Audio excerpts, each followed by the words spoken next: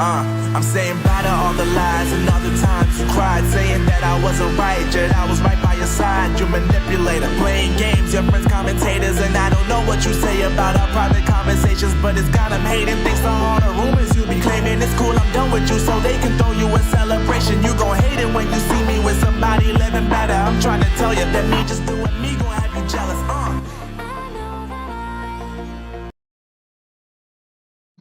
Back to the program. Let's see how this goes. Can you hear me all right? Give me a thumbs up if you hear me in the audio.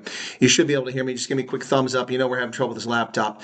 So I'm waiting in the chat. Take a few more seconds. Somebody tell me if I got whoop whoop. Okay, but that doesn't mean thumbs up. Thumbs up. Okay, there we go from Alan. Thanks a lot. Okay, folks, welcome back to the program this evening. We've got Katya, and I've never tried to pronounce her name on air with her there, but I would say probably Beeden is how you pronounce it. Katya, good evening to you, and welcome to the program. I've got you on mute, so unmute, and you're good to go.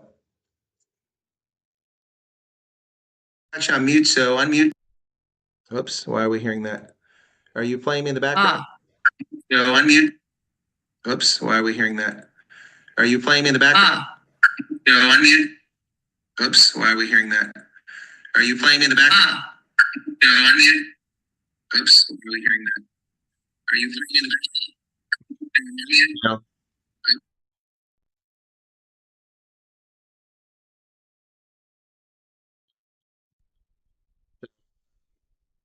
Yep. So, Katya, you're not playing this video in the background, are you?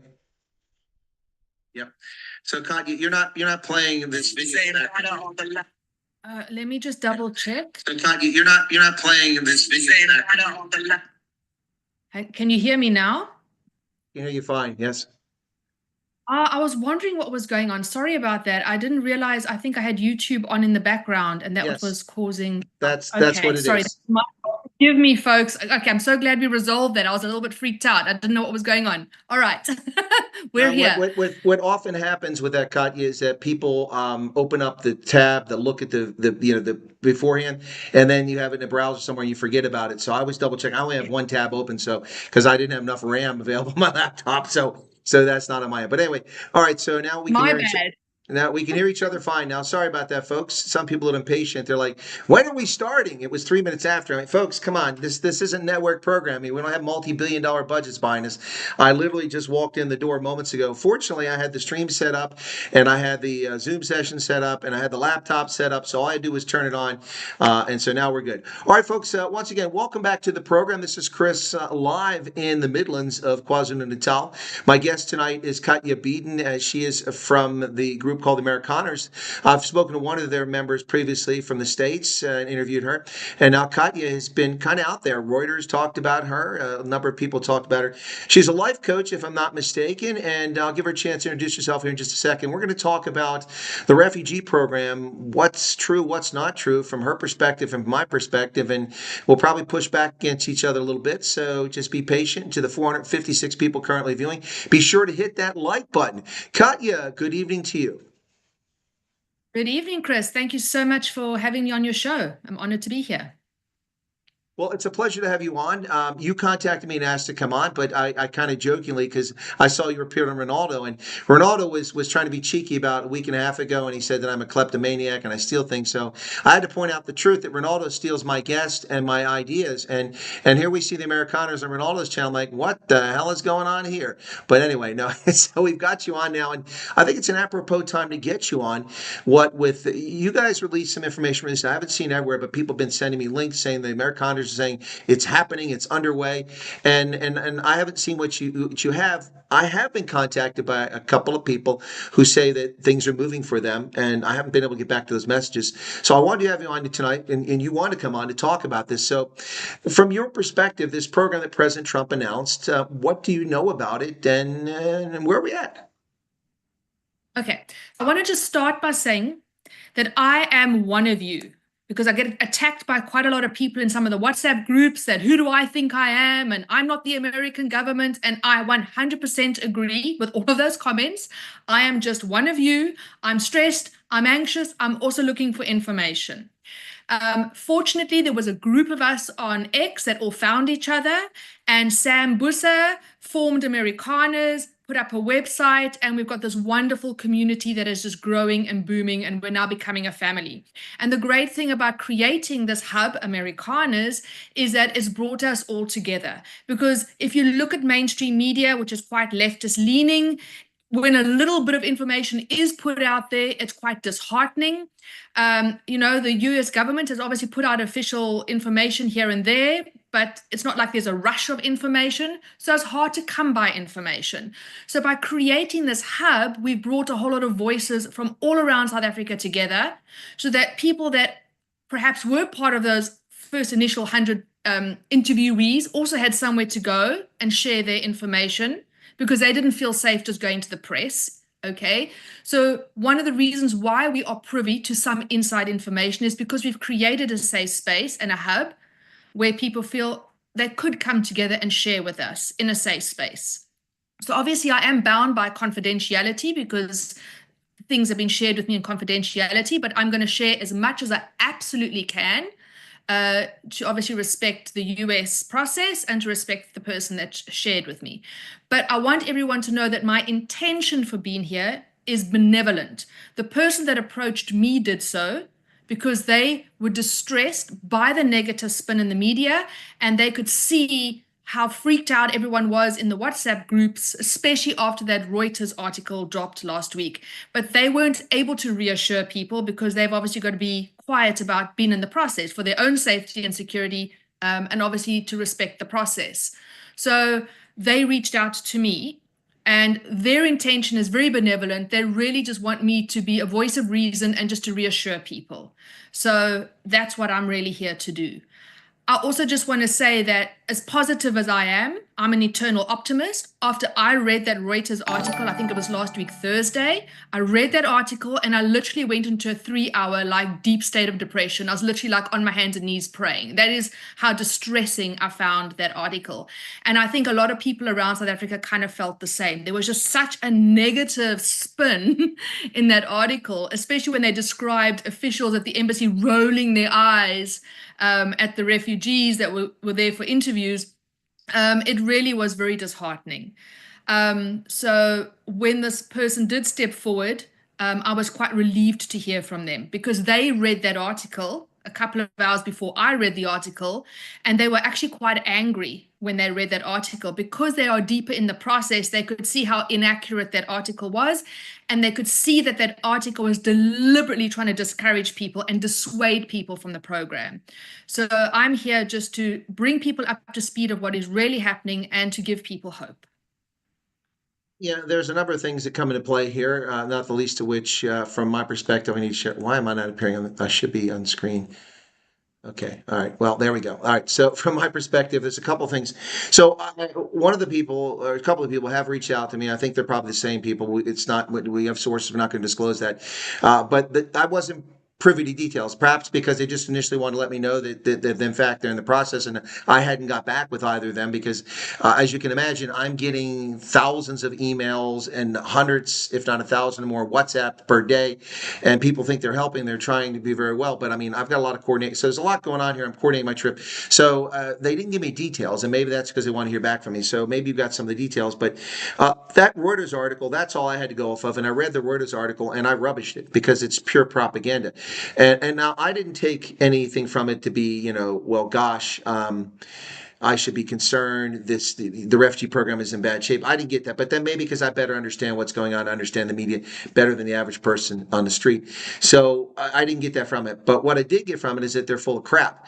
I mean, for starters, they start talking about the land, and they lie. They said that white South Africans own 72% of private land. And I've rubbished this story that the 2017 land audit is the only reliable data for this, the most recently available from the government itself. And I don't know the methodology for choosing who was white and who was brown and who was colored and black. I don't know that. But I do know that by the government's own category in 2017, 93 million hectares of privately held land out of 126 million hectares, rest owned by the government. 93 million hectares private land, of that, 36 million hectares was categorized by the government as agricultural. That could be a sheep farm in the Karoo where you have to have thousands of hectares just to have a couple sheep, or it could be a very productive, sugarcane production down here in KZN. But 36 million hectares privately owned, 72% of that in 2017 was owned by white South Africans, 95,000 white South Africans out of 4.8 million. So, I mean, it's they're that dishonest. They're too lazy to do the basic research that anybody can find on their own. I rubbished them. And then they ran through a bunch of other stuff that's completely not germane to the topic at hand. So I rubbished there because what I saw from that article, Katya, and let me get your insights from your perspective, is they were either making up or divining conclusions from something that a source in the State Department told them. And I addressed that. I think that maybe the State Department said this, and then they turned it into that.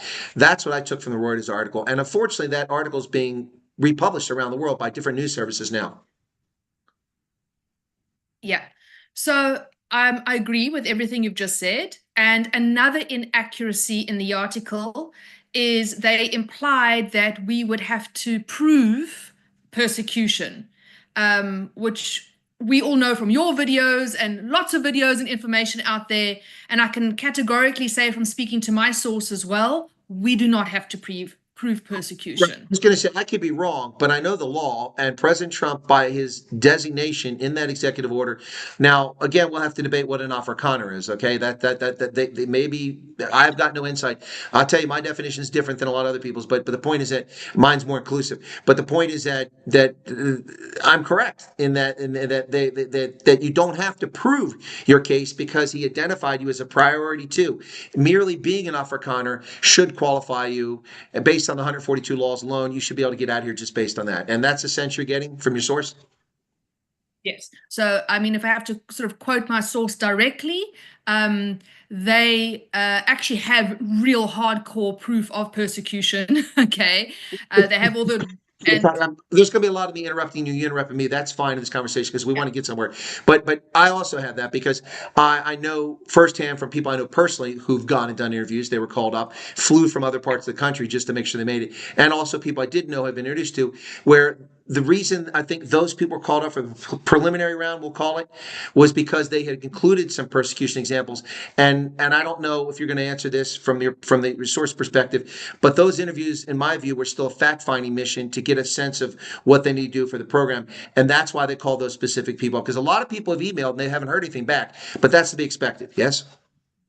Okay. So everything you've just said is accurate, but let me just kind of walk you through the process. Okay. Just to confirm the persecution thing, my source has real proof of persecution. And when they offered to present that, they were told, oh, no, we don't even need to see that. Okay, so there we go. There we go. Right. So second of all, this person sent an email to that Pretoria prminfo.state.gov, just like all of us, okay? And as we know, and as has already been reported on, a bunch of people... Oops, I lost Katia. Round. Did I lose you there for a minute? Yeah, you dropped off for a second. Last thing I heard was, as you know, a bunch of people. Okay. So as you know, a bunch of people got a response to that email. And as you know, a whole lot of people went for a first round of interviews. Okay. And where I think Reuters was fairly accurate and did get inside information in their article, and it was a bit of a shocker to everyone, but they said that there'd been 30 approvals. Now, based on my source and what I'm going to take you through of what I know, I could say that that probably is accurate. Out of that whole bunch of people, let's say, I don't know the exact figure, but let's say 100 people got a round one fact-finding interview. About 30, according to the Reuters article, got approved, okay? I believe my source is one of those 30, just to use the Reuters article number of 30. Okay, so I'm now going to give information on what I'm going to call phase 2 of the interview process looks like, okay? So they sent an email just like the rest of us. They got called in for a preliminary interview, which they did at the embassy in Pretoria, all right? Then I'm not going to give exact timeframes, but a certain amount of weeks ago, they got called to go back for another interview. So the process after that was to go back to the embassy in Pretoria for another interview, and then a second interview after that at the consulate in Joburg, and then medicals are scheduled. Now, there's only 2 places in South Africa that the US recognizes for the medicals, and that's Sandton in Johannesburg and in Cape Town, 1 place in Cape Town currently. So then the next part of the process to do the medicals, and then they were then asked if they would be willing to fly out at a certain date. I'm not going to give that exact date, but it's a very soon date. And even though that date was really soon, they said, absolutely, if that's what you want us to do, yes, sir, we will take that opportunity and go. So on a very practical level, okay, that is the process where this person is right now. Now, I want to just say, they have another family member that's also in that process with them. And they've also got family members like me and the rest of us who've sent our email and haven't heard anything. Based on that, they understand the stress and the angst and the anxiety that the rest of us are feeling who've heard nothing, okay? So because of that, they asked some hard-hitting questions from the officials. So they asked the officials, what's going to happen to the other people that have sent emails? And they were assured that the embassy has been flooded and that they would be getting to everyone else. What I understand from what he explained to me, just as you've reported, they selected a preliminary group as part of a fact-finding mission. In other words, they wanted to gauge, is the stories that we're hearing real? Okay, is it really true that there's this persecution? And they wanted to hear all those stories from that initial 100 people. Then they kind of wanted to take it further, okay? If it is that bad, would these people be willing to give up their land and get on a plane and just go? So they wanted to gauge interest, okay? So that's what they're gauging. What I understand from my source, and this is true to what Trump said, right? Trump put that post out on Truth Social where he very boldly said that they would be prioritizing farmers, okay? So the 2 people that I know that have made it to round 2 or know of are farmers, okay? That farm quite largely, okay? So they feel that is what's got them into the preliminary fact-finding group, not the fact that they were traumatized. Because let's be honest, all of us in South Africa have been traumatized. I've been traumatized on multiple occasions by violent crime, okay? We all have. So I think this first preliminary phase, it's not so much about the trauma and the persecution. Well, it is that, it is the persecution, but it's not how traumatized have you been, okay, how badly have you been wounded or shot at that's going to get you in. Farmers are being prioritized. So this is my opinion now, based on the discussion I've had with my source.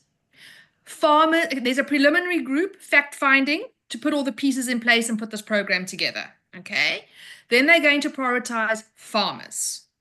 And then I guess the rest of us are probably at the back of that. Now, if we shift to the tabled Afrikaner bill, okay, and we read what that's about, that specifies that Caucasian farmers and Caucasian Afrikaner minorities would qualify for this refugee, sorry, I've gone on a blank. What's it? Not phase 2, refugee 2 status. So Priority 2, you're talking about priority 2. Yeah, priority 2, right. So in other words, you don't have to be a farmer to qualify. Okay, we all qualify if we are in the persecutory minority, which happens to be if you're Caucasian, because the race-based laws are targeted. I got you, Katya. So let me interrupt again for a second. Okay, so I want to be clear because people are going to start losing their minds over here. Okay, first off, what she's talking about is Representative Troy Nehls of Texas has introduced something called the Afrikaner Act. Bear in mind that that's a bill that has a number 2604, I think it is, or 2607, something like that, that's in the House of Representatives, controlled by Republicans, and he's a Republican. That bill must go to committee. It must be edited, written up, drawn up, complained about, discussed, bring experts in. That can be a quick or it can be a lengthy process. It normally happens over the course of several months.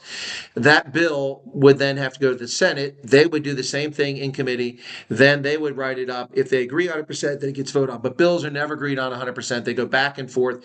And so then that bill would have to be sent to the president after both bodies approve it. In the meantime, what President Trump has done under his own legal authority on the Immigration and Nationality Act of 1980, he's designated a group of people known as Afrikaners suffering from unjust racial discrimination, which we need a clear definition of, as people who can come to the United States with refugee status, even though you're not legally refugees. So we're talking two things now. Troy Nell's bill, which may take some time, but Troy Nell's bill specifically says white people, and I think that's a disservice to South Africans, but that one says white. Trump's program doesn't say white, it says Afrikaner, and it might be ethnic minorities, we don't know. So I want to make sure that's clear before people start losing their crap in the chat, because we've got almost 1,000 people right now. I know some people will lose their minds. So Katya, is there anything you disagree with what I just said? I would be a little bit more clarification, all right? If we look at the definition of persecution, okay, what makes South Africa unique is that we have got 140-something race-based laws written into law, specifically targeting the white minority. So this bill, referring to Caucasian Afrikaners, makes sense that it would be talking to just whites, because it's only whites that are on the sort of, on the receiving end of the race-based laws. So Afrikaners, by definition, are Caucasians who are victims of these racial laws. Well, my definition again is different. So under President Trump's I disagree. President Trump's executive order would be more flexible if the government decides to be the case. So sorry, there's something in the chat here. I just got to cover it quickly. Riki's asking, what about the other 70? Well, I don't know if the other 70 people were disapproved. They just weren't prioritized for this test phase. Does that sound accurate to you from your perception? 100%. So they literally have taken what they're calling like a test group, a preliminary group. Yes. It's a proof. Yes. If you live in a business world, this is a proof of concept is what we're talking about here. That's what's happening right now. Proof of concept. From the preliminary investigations and talking to those people to these folks now potentially actually getting to America, it's a process. Again, remember, folks, that this is unusual, not unprecedented, but unusual. The United States does not normally take refugees in country. We've done it in Cuba. We've done it in Bosnia and Herzegovina because of the circumstances, and we're going to do it in South Africa, but we don't do this on a regular basis. But on a day-to-day basis, the United States takes in refugees from Chad, they're from Sudan, but in Chad, in Uganda, from South Sudan, in Kenya, from Somalia. We do this every day, and we spend $3 billion a year doing it. But we don't take people from in-country refugee status, and in a country where, although things are collapsing in South Africa, you still have functioning airports, by and large. You have electricity, commercial services, and there's no gunfire going on here, at least maybe at night, but not warfare is what I mean. So it's a bit different from that standpoint, and that's why, in my view, they had to do a proof of concept. That's what they're doing, Katya, proof of concept. I 100% agree, and that sort of tees up with my conversation with my source. Now, here's the million-dollar question that I think a lot of people want to know. This person that's gone through this process and had all these conversations, I asked them directly, do you think someone like me, who's not a farmer, okay, who's emailed the embassy, has any chance of being accepted as a refugee? And they said to me, in their honest opinion, absolutely yes. Because the official confirmed to them, when he asked the same question in reference to his other family members, he was assured that yes, they would be getting to everyone else, okay? So, but there is this preliminary phase that's happening first. So I just wanted to reassure people. Right. So, I mean, what's happening in the preliminary phase here? But again, we come back to the point that I've been emphasizing since February 7th, when I did that live stream 2 hours after Trump announced it, and people started asking me thousands of questions. I said, because I knew the law and I double checked it in those 2 hours after it came out, I literally saw Trump's executive order within like 10 minutes of it coming out. I went and quickly looked at the Immigration and Nationality Act, make sure it's correct. I looked at the priorities, and then I did a video about it later on. But there aren't a priorities like this is more important than that. It's more important. It's just they should have called them categories in the law, but they didn't. So the categories of people, you're a priority 2, which means you've been designated. And I always use the example that people can understand. They may not like it, but they understand. If you're a homosexual in Syria, what do they do to gays in Syria? Well, they drop them off of roofs to their death. So you don't have to prove you have a legitimate fear of persecution if the U.S. government says homosexuals in Syria can have refugee status. Because what do we wait till you drop you off a roof? Oh, you're right. You were right. You're dead. You were being persecuted. No. So in this case, Afrikaners, we're not going to wait till you're dead. We're giving you a category that you qualify on the mere basis being Afrikaner, which brings it back to the clear definition of what an Afrikaner is. That's ultimately what matters in the end. Yes, fair enough. It is what matters in the end, but I think for me personally, I think it's quite simple. I think if you're Caucasian and you're a victim of those 140 race-based laws, I think you qualify. Then you're an Afrikaner by American definition, in my opinion. Again, in my view, I think that the 2 million white South Africans who aren't Afrikaner should be considered ethnic minorities. It should be part of this order when it's promulgated. And then there's other folks too. But anyway, it's that's kind of where we're at. So look, folks, we're chatting tonight. Katya has sources who are going through this process, part of this preliminary group. I have gotten information from a couple of these folks, but haven't been able to follow up on it. They're telling us something, tell me similar things, just not quite the detail. So far, all but one thing you said is 100% what I predicted since February 7th. Everything. Mm-hmm. Mm-hmm. Yeah, so I'm just reassuring people. I want to take a victory lap now. No, I'm just kidding. Yeah. So you can take a victory lap, but I think we just almost have to pull all the threads together because there's a lot of misinformation and negativity out there.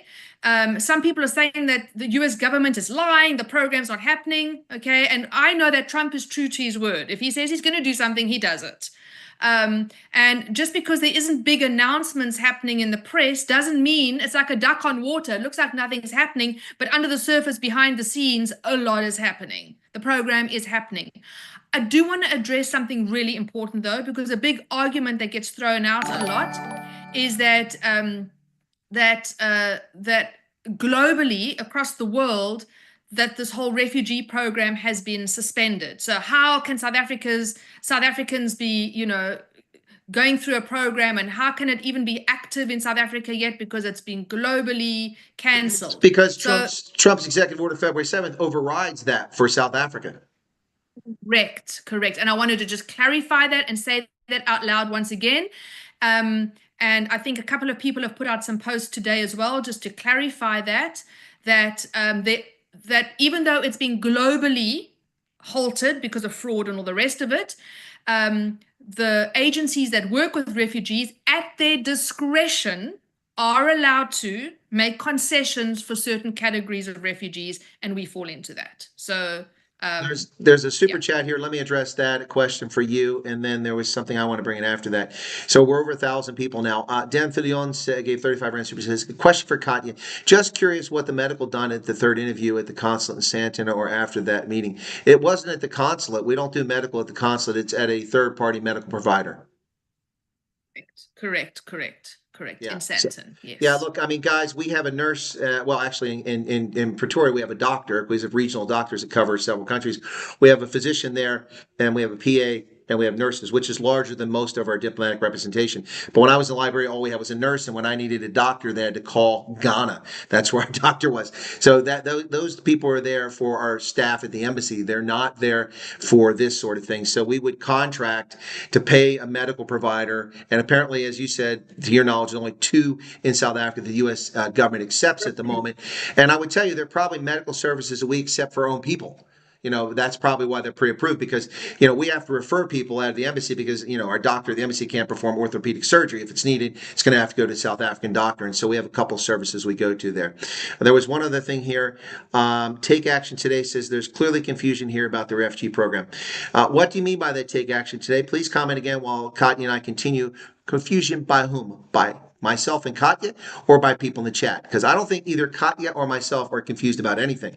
What do you think, Katya? Very clear. It's very clear, okay?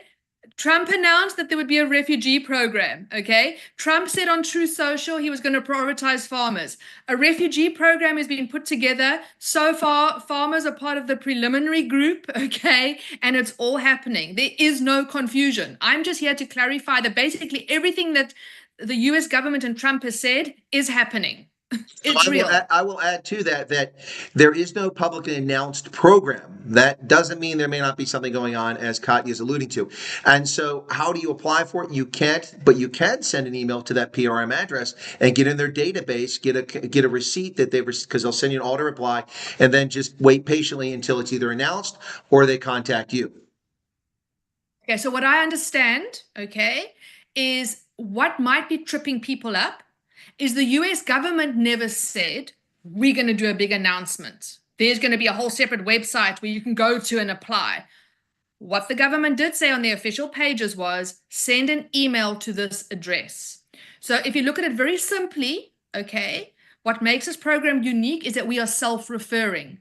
By sending your email, that is you referring yourself, and that email is basically what's going to get you in. So, in my opinion, there may not be a big flashy announcement. You might just get an email sliding into your email one way or the other. At some point, we have to be patient. So if we have this expectation that there's going to be this big announcement, we might be expecting something that might not happen. I'm not saying that couldn't happen, but I'm saying it might be a little bit more discreet, you know, because this is a discreet issue.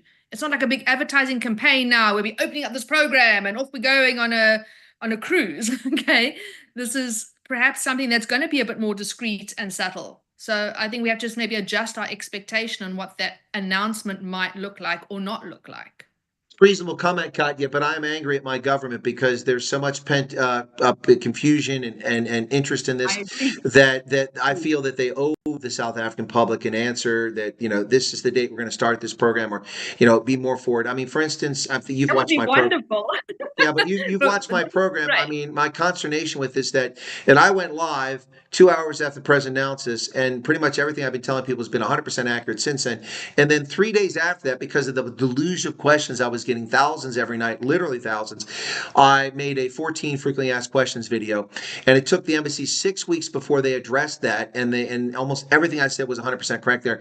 I did that. I don't even work for the U.S. government. I'm not an immigration lawyer. I'm just an intelligence analyst and an analyst and a guy that used to work in embassies. If I can pull it off, they can pull it off. So I mean, look, don't defend the U.S. government because I'm a little bit angry with them right now. They need to get their act together.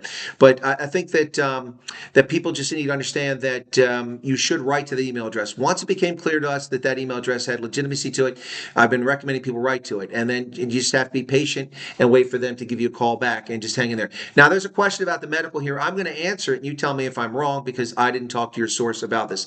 So the question was, what did medical cost? Well, my answer to that is I doubt there is a medical cost because we would pay for that ourselves because you're applying to our program, just like an employer that you have to get certain qualifications for. So did your source tell you if they had to pay out of pocket, or did the U.S. government cover the medical exams? All right, so the program, you don't pay for any of that. And I think it's also been announced on the US page, okay? They also said it's also been on the official state pages, okay? There is no cost. What I do know for sure that was confirmed by my source is that the refugee program, the US government will pay for you and your family, whoever's approves flights to the States, but then you will have to reimburse that money once you're working and you're up and running. So they'll pay for your flights initially, but then you do reimburse that, which I think is very fair. What normally and happens. generous.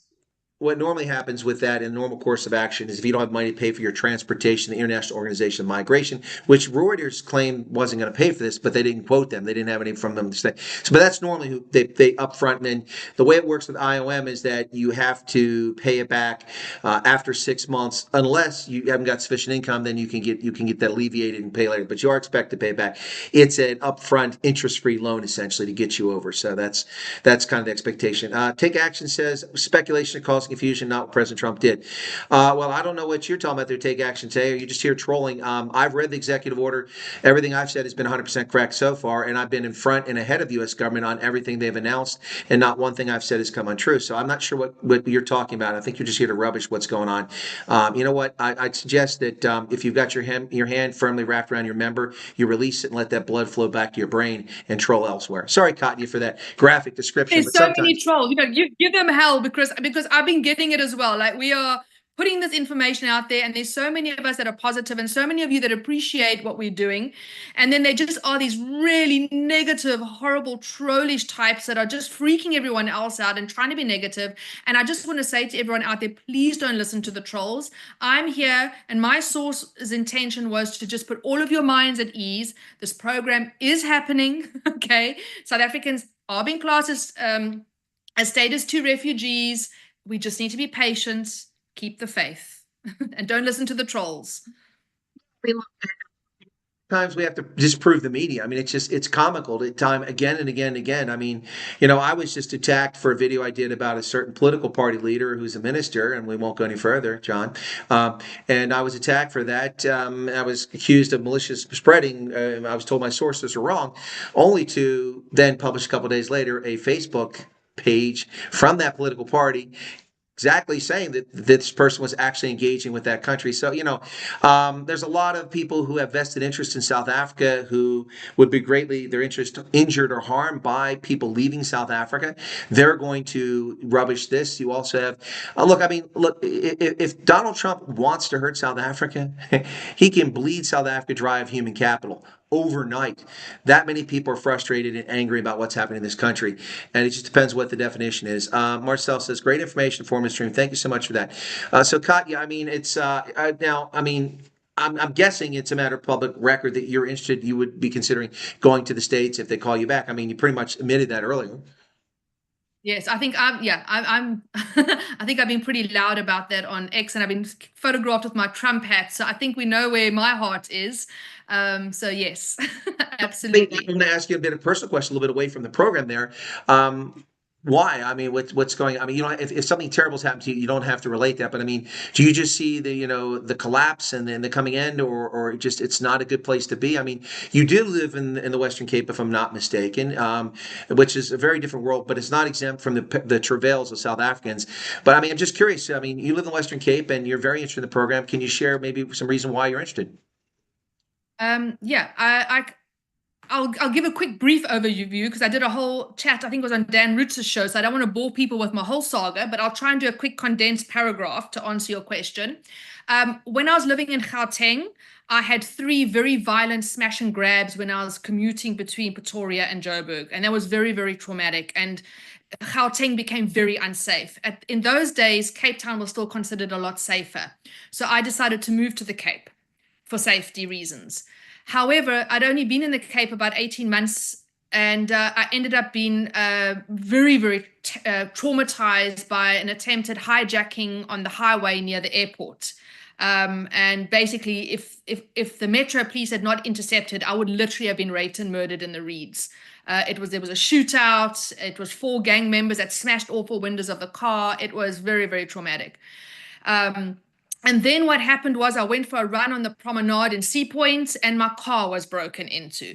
Then I found myself on the beach at Glen Beach in Camps Bay, and my cell phone was just taken out of my hand.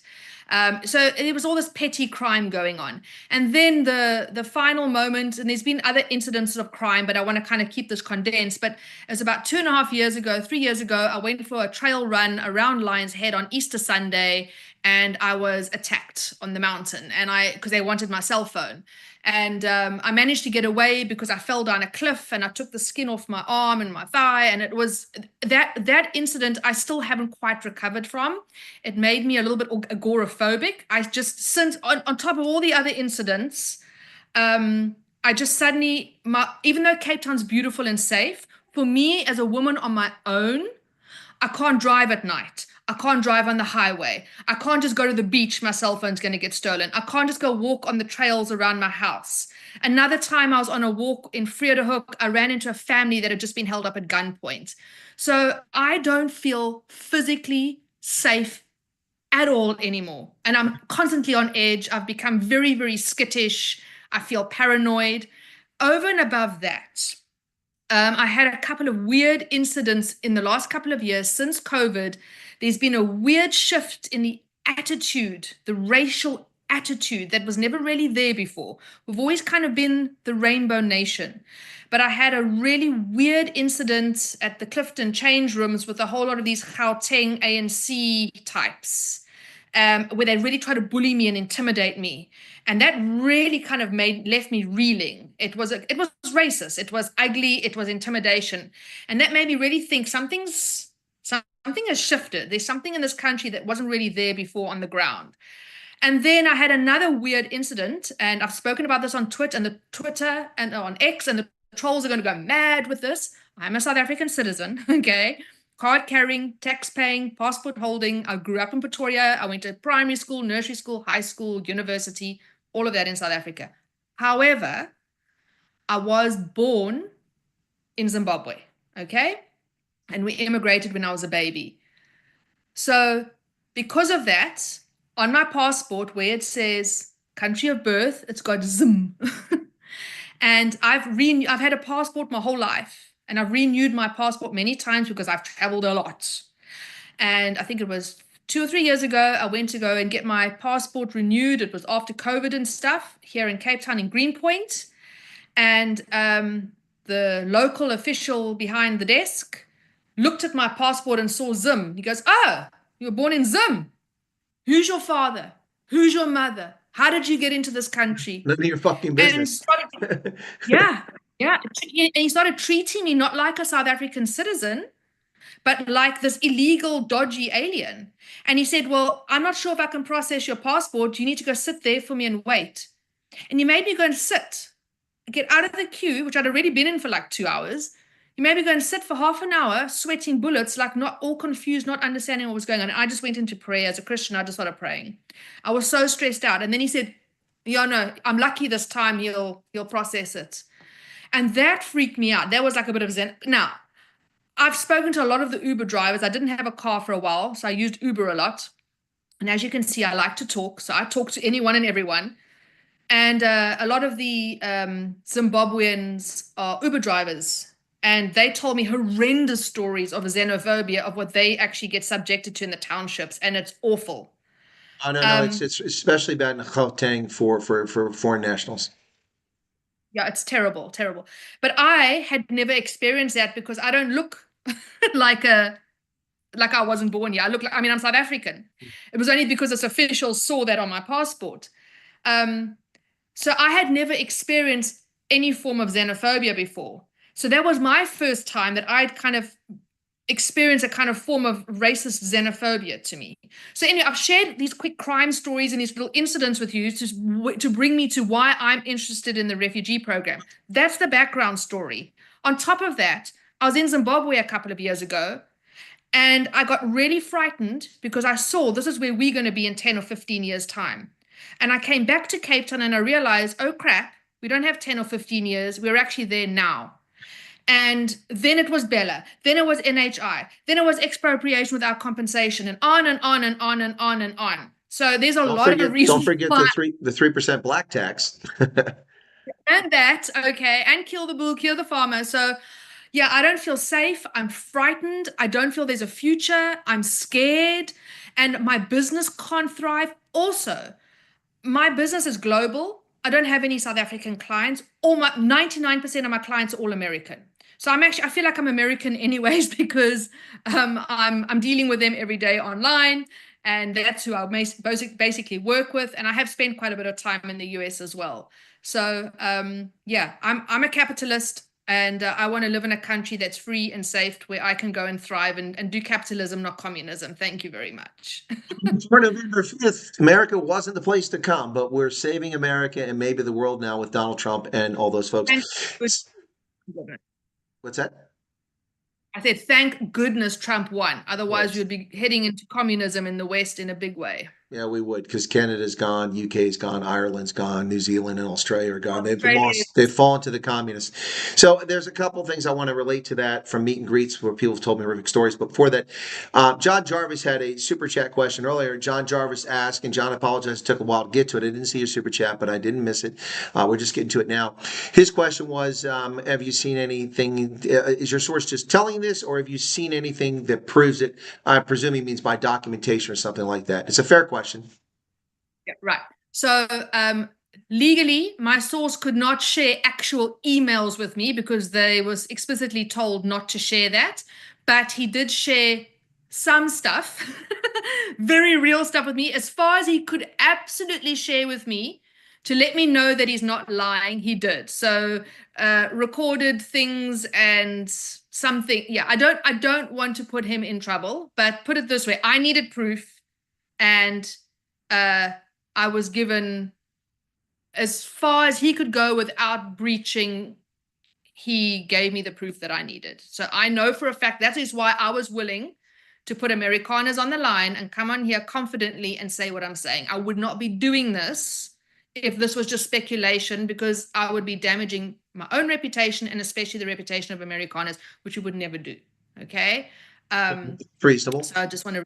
So let me just relate a few things. I mean, obviously, I'm not a South African, and I've been shot at, and mortar rounds landing around me, and rockets in my direction. I've not, unfortunately, yeah. Well, I've lived all over Africa, and fortunately, I've not been a victim of this violent crime in any of the multiple countries I lived in. But in my meet and greets of late, I've had people come up to tell me that, of course, they were victims of rape, gang rape. That's a horrible thing, and I appreciate those who shared that with me. That's a horrible thing to go through, and difficult, the PTSD potentially, and the strength it takes to be a survivor of such a violation is difficult. But also, we had a person who moved down from, or a family moved down from Gauteng, and they weren't here 2 weeks, and they already had a home break-in and invasion twice in their home. And we're talking about, in the area around Bloberg and Parklands. We're not exactly talking about, Khayelitsha or somewhere like that, or Monenberg. This is not normal. Also, had a lady at one of the meet and greets who was sitting in her car when the person next to her was executed in a gangland slaying at a robot. This isn't normal life, folks. For me, it all changed.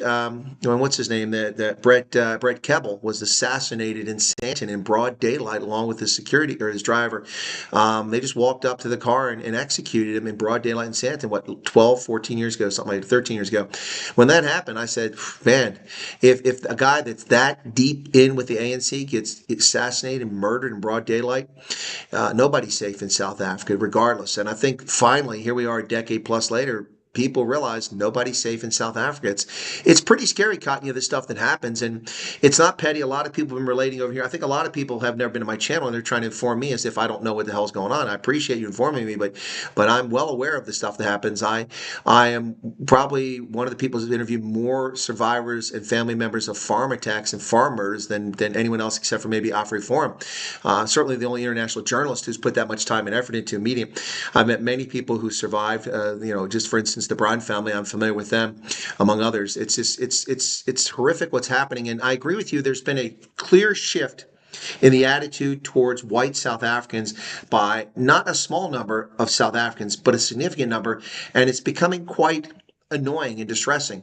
And I guess one thing that's nice here is that Rob Herself recently said on DJ Sabu's program with Panul was sitting across from him, he said, for 30 years, you guys, black guys, have had a monopoly on speaking. You can speak your mind. And we've been silent, but no more.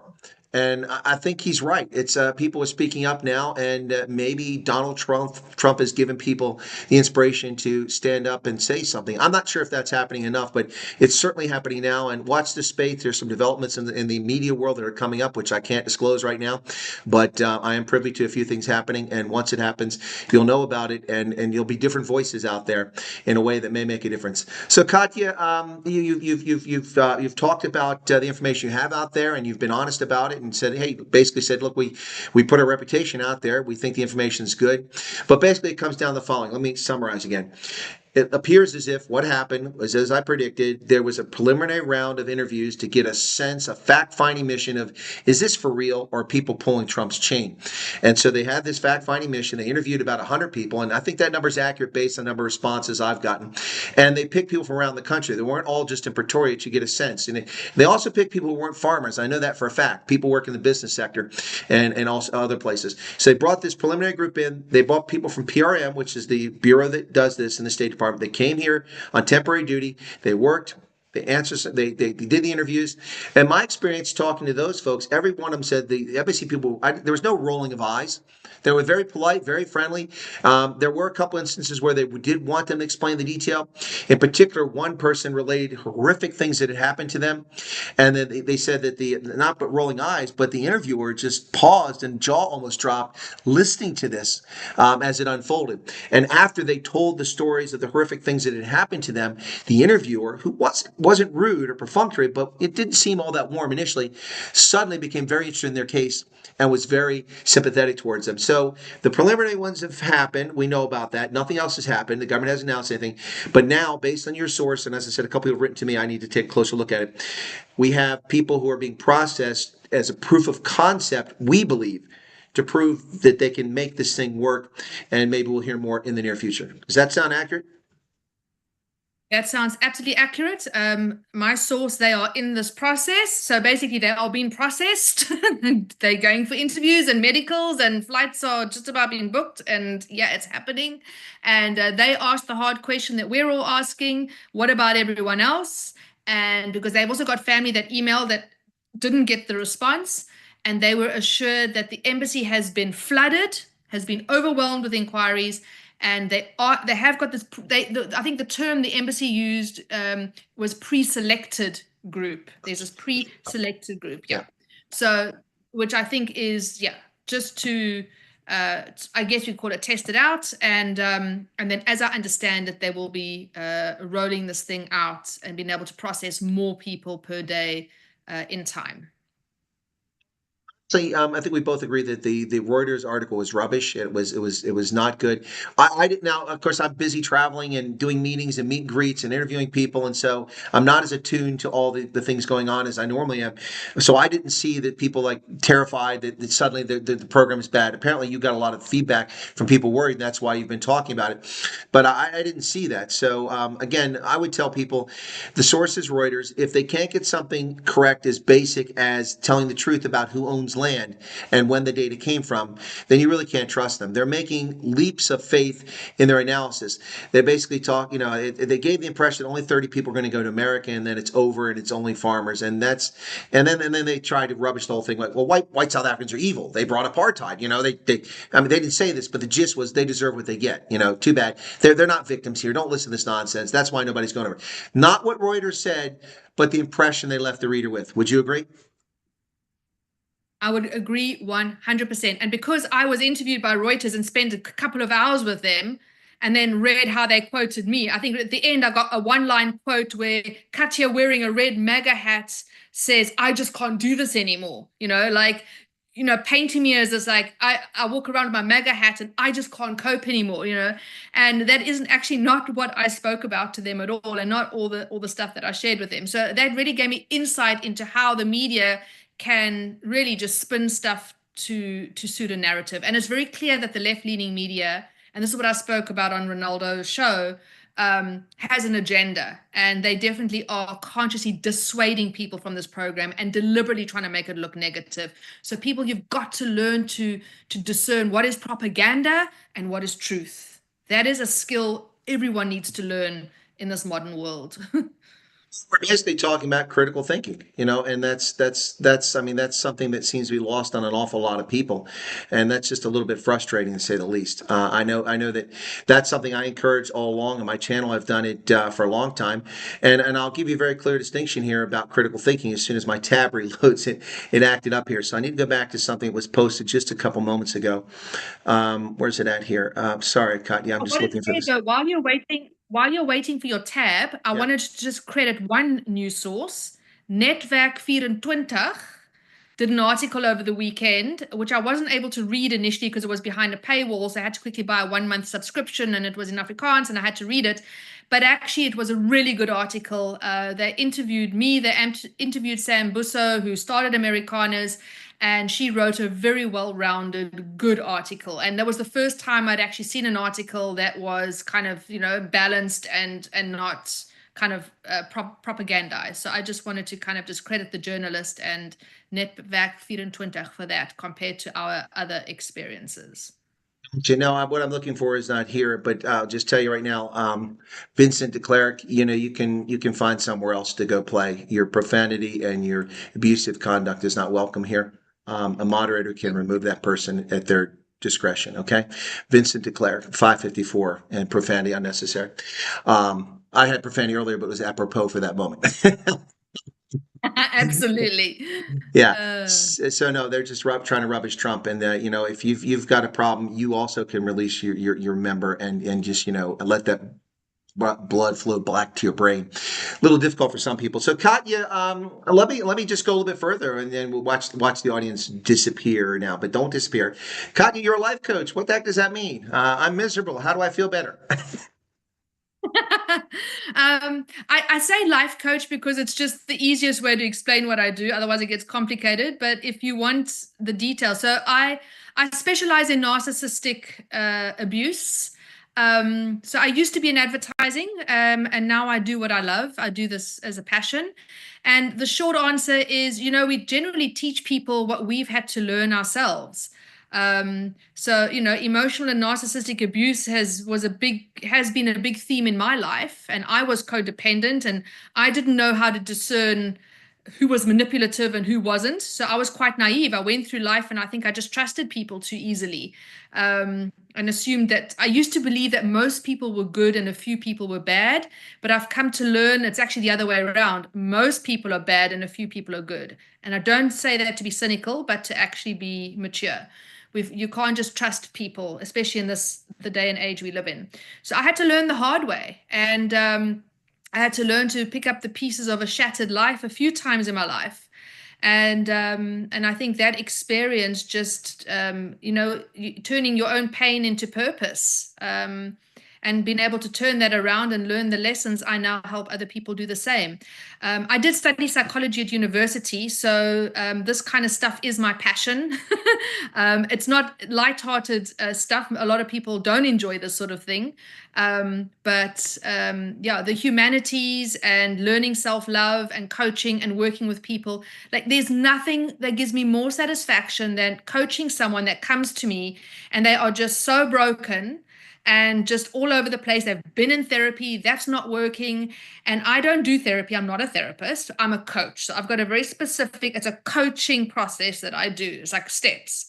And just to see someone go from here to here, and just to see that radical process happen is just so fulfilling. I get a lot of satisfaction from helping people grow and come into their potential.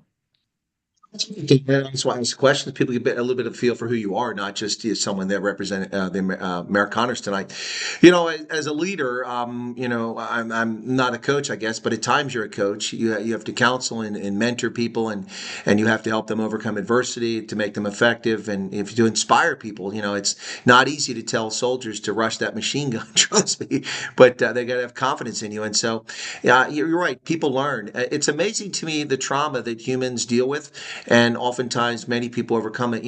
People ask me, how come I have so much energy and why am I so resilient? And I tell them I had a pretty bad childhood and dealt with a lot of horrific events. And it either makes you or breaks you. I mean, no one should have to go through it, but it either makes you or breaks you. And as a consequence, I've never felt like I'm entitled. I've always looked at every moment in life as precious and that life is a competition and you've got to compete if you want to succeed. And I think a lot of people miss that, Katya. I mean, is what I said makes sense, or do I sound like a lunatic?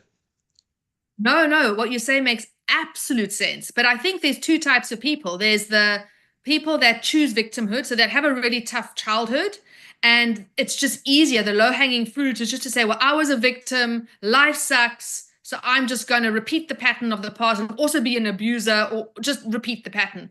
Or, there's other people that have a different type of character, where we are fighters and adversity makes us stronger and we survive and thrive despite our childhoods. And the gift of the trauma and the hardship is it makes us damn strong, you know? But, you know, that's why I say I always say there's two types of people, those that thrive despite their childhoods and those that go, woe is me, I'm a victim. And the fact that that's one of the problems in America is leaders in the so-called black community live in victimhood. They want a victim narrative. They want to talk about woe is me, what has been done to us when nothing's been done to you. The fact that you have dark skin is not a disadvantage in America. You make it a disadvantage. The days of redlining, neighborhoods, keeping black people out of residential areas, of denying university admission, it's nonsense. I mean, whites are minorities in most of the Ivy League schools, even though they're plurality and a majority in the entire country. 75% of Americans are white, but only 27% of students entering Harvard are white. Tell me who's discriminated against here. Stop claiming victimhood when you're not a victim. That culture of victimhood is worked for politicians, black politicians, and some white politicians in America for 50 years. But those days are coming to an end. DEI is dying the death it should have. The roads must fall, fees must fall, all that horse manure needs to go out the window too. And BEE needs to die a very quick death. People ask me, Chris, could you fix South Africa? Yeah, tomorrow. Make me the benign dictator and I will get rid of BEE and I will invest in law enforcement and a judicial system and in education. And it all turns around with BEE and then you get the blossoming and fruition of South Africa in 20 years when the next two generations appear on the scene. There you go. 100% agree. Exactly. And, a merit-based system like the Trump administration has been verbalizing, not a victim-based BEE or DEI situation, which just doesn't work. It just doesn't work. I've seen, Katya, I've seen people born with horrible physical impairments that just overcome them. I mean, I was very fortunate. A friend of mine had a spare ticket because someone begged off. And so I went to Andrea Bocelli at DHL Greenpoint Stadium. Was it last week, week before? And this man is blind. He was born with sight and lost it. Now, that's a tragedy. If you're born blind, that's horrible. You never know what it's like to see. But when you lose your sight, it never stopped him. The man's amazing. He's incredibly wealthy. He's got kids. He's traveled the world. He's an incredible performer and one of the best singers out there. I mean, there's lots of people like that. Life hands you lemons. Do you want lemonade or you want to be bitter? Exactly. And I think our lot here in South Africa could learn a trick or two about that because it's too easy just to blame colonialism and blame apartheid and blame. And my argument is this.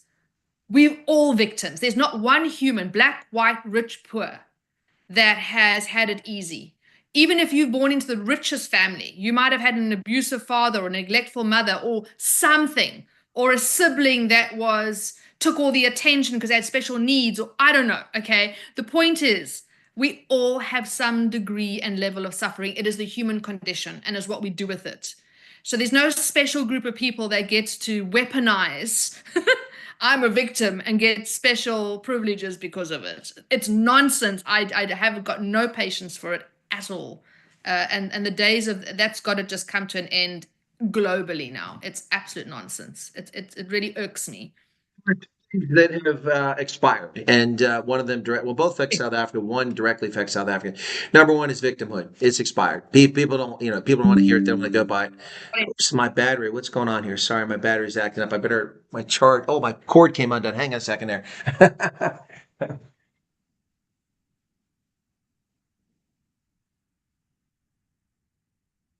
I got a warning on my laptop. I got a warning on my laptop that the battery was running out, and I'm like, "Why is that? No wonder the screen's been going dark." That's a little bit better. It was just it fell out of the socket there. Sorry about that in the mains. Yeah. So the first is victimhood, and the second is liberation credentials. Liberation credentials are done. You can't play liberation credentials anymore. I mean, Black South African kids don't want to hear that. They want to hear about Oman Opa and what they did in the struggle. That's very few people. That has run its course, and it's time for people to wake up. Correct. It's time to move forward, to pick up the pieces and move forward. And there's a lot of people in South Africa that are positive and actually are doing that. And I follow them on X, and we just need more of those voices now to take the lead and to become the majority. And we need this old stalwart to fall away. This old victim bunch needs to go. We need this new this new generation to step in and pick it up, So, ideally. let me ask this question away from that issue, back to the refugee program. So the folks that you've been in touch with that are going through the process for medical, presuming they pass the medical, I'm not sure what their key focus is, but I bet they're looking for tuberculosis among other things. That's one of the things that's usually looked for, because I don't know how all the places, horrible places I've lived, and I haven't ever been exposed to it, thank goodness, because if you're exposed, it shows up. But they look for latent or active tuberculosis. I know that for people coming to the States. But you probably can't tell us the date, but the folks that you've talked to, are they willing, once they're in the States, to be interviewed, even off camera? I mean, that sort of thing? Because I think once we got someone in the States, good. Yes. I have asked the people that I'm in contact with to please stay in touch with me. And I'm sure that once they're free on the other side and stuff, absolutely we'll get a report back. And yeah, we'll pick it up from there. Once they're in the clear and there's no security risks and everything, then absolutely. Because we we'd can like talk to to get them them. on and talk to those folks, and I've made that offer to folks before. Also, I've saw in the chat here several times over the course of this conversation, and the chat was going pretty fast a little while ago. A lot of people have been talking, well, I'm too old, I have, medical conditions, and someone just said, I have diabetes. Dude, 35% of American adults who have over 50 have type 2 diabetes. That is not going to stop you from coming to America.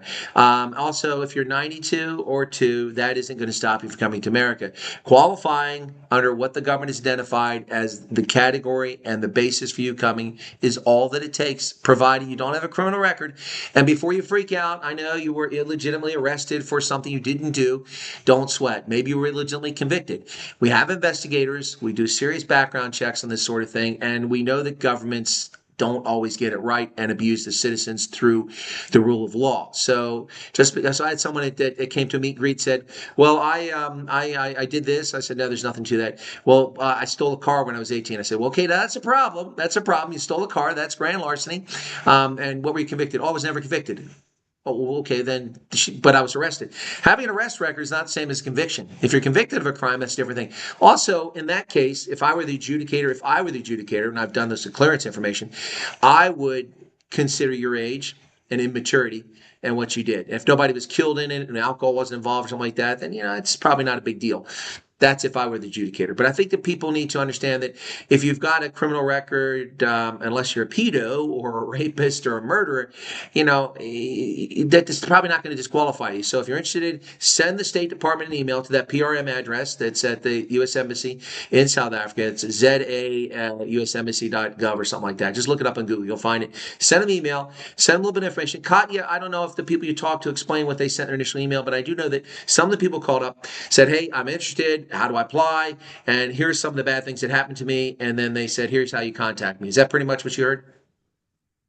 That's pretty much, yeah. So my source did write in and detail, obviously, the fact that they were farmers and the terrible tragedy that their family had been through.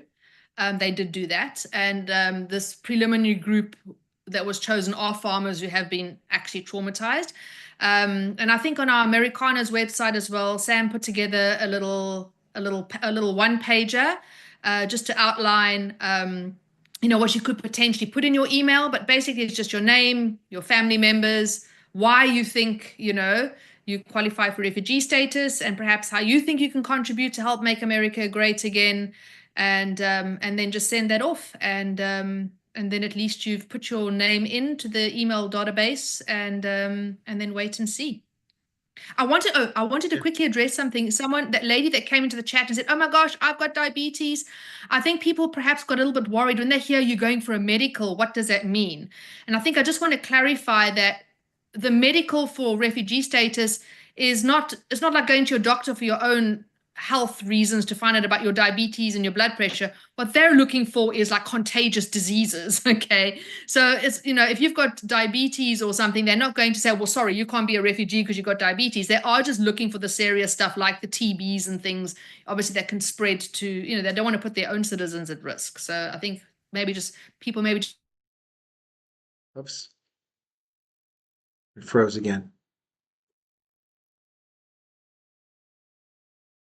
Are you there, Katya?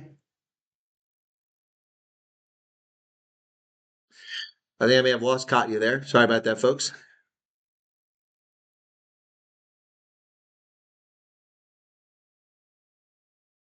I lost Zoom, folks. Sorry about that. I lost the Zoom window. Sorry about that. Give me a second here. Zoom is rebooting. Wow. Wow. Well, it's not load shedding, folks. Okay. There it is. Are you back, Katya? Recording in progress. I was about to pop my glasses on and see where you at. Am I back on? Yeah, you're back on, but I got to get us back on screen. What happened was Zoom dropped off on me. That's okay. That's the wrong window now. Hang on a second. I got to adjust something in the properties here because it's, there we go. Yeah, Zoom just dropped off of me. I don't know what happened there. My apologies for that. So sorry about that, folks. Thanks for your patience and sticking with us. I think I'll probably have 2 recordings now. But yeah, we were talking about medical. Somebody in the chat said, Chris, look at the CDC site. It's mostly says vaccinations. Yeah, I know what the CDC cites. I also know what you need to go to America. I've processed foreign nationals to go to the United States for 30 years. And we've had to get chest x-rays for people because of TB. That's the norm. So that's why I mentioned that. So, but what Katya said, it just pretty much confirmed what I was saying is that it's about infectious disease. We don't want people going with the disease that's, but now if you're going to say, well, if I have HIV, does that prevent me from going? Probably not. Probably not. I don't even know if they check for that anymore, but there was a time 35 years ago, you couldn't come into the country with HIV. That's not the case anymore. So that's probably not going to be an issue, but it's all about infectious disease. I mean, if you've got, contagious yellow fever when you get inspected, or get checked out by the doctor, you're not going to the States till the yellow fever's gone. I think that's our purpose here. So, well, those are cool glasses now that you put them on. Yeah, so I needed to just check to text. I'm just checking a text message here just to see if there's a question or something coming in. So I just want to see here. Right, just getting confirmation on the medical. Yes, it's x-rays, TB, blood tests, and vaccinations. Yeah. There we All go. right, so let me jump into the information. couple things here very quickly. This is what I've been telling people along. So Francois with a capital F says, please send out a warning to people to be honest. Don't go saying you're a farmer. Why are you telling Katya to say that? I've been telling you that. Remember, folks, I am a federal law enforcement official. I'm a counterintelligence agent. What do you think I do among hunting spies as Jason Bourne? No, I'm not Jason Bourne. I interview people for the very things that refugees are being asked, and I determine whether people are lying. That's what I did for a living, among the many things I've done for a living. And so I have told people from the very outset here, do not lie, either by openly lying or by an act of omission. If you committed a crime, like you stole a car at 18, be honest with the folks interviewing. Let them know that you did that. All right? Because we will find out. And if we find out here or we find the other side, guess what? If you defrauded the government, you will be sent back. You will be sent back. So, always be honest. That's this important thing. You've got to tell the truth here and make sure that what you're sharing the information is correct. If you're not a farmer, you're not a farmer. If you were a farmer and you're chased off the farm, then be honest. I had to leave my farm. They murdered my pets and they threatened to murder me and they killed half my cattle, whatever it is. Be honest about it. So I think that's important, Katya, is to be truthful. Absolutely. Absolutely. That's what honesty always wins out, no matter what the truth is in all situations. It's always best just tell the truth. Just tell the truth. Always. Well, I mean, maybe on a flight when there's terrorists, you might want to pretend you're Canadian and not an American, but I'm just saying. That might be the one exception. And I speak French badly enough that I pass for an Anglophone Canadian. So that won't work for me. All right, Katya. Any word of advice for people other than they should send an email to the embassy if they're interested in this? Be patient, be ready. Maybe that's some good advice. So you've covered all the basic. Yes, just send the email. Patience, keep the faith. Another question that comes up a lot is, oh my gosh, should I start selling everything? Yep. I mean, obviously, it would be irresponsible to start selling all of your stuff. And what happens if you aren't approved and you don't end up going? Absolutely, that would not be sensible.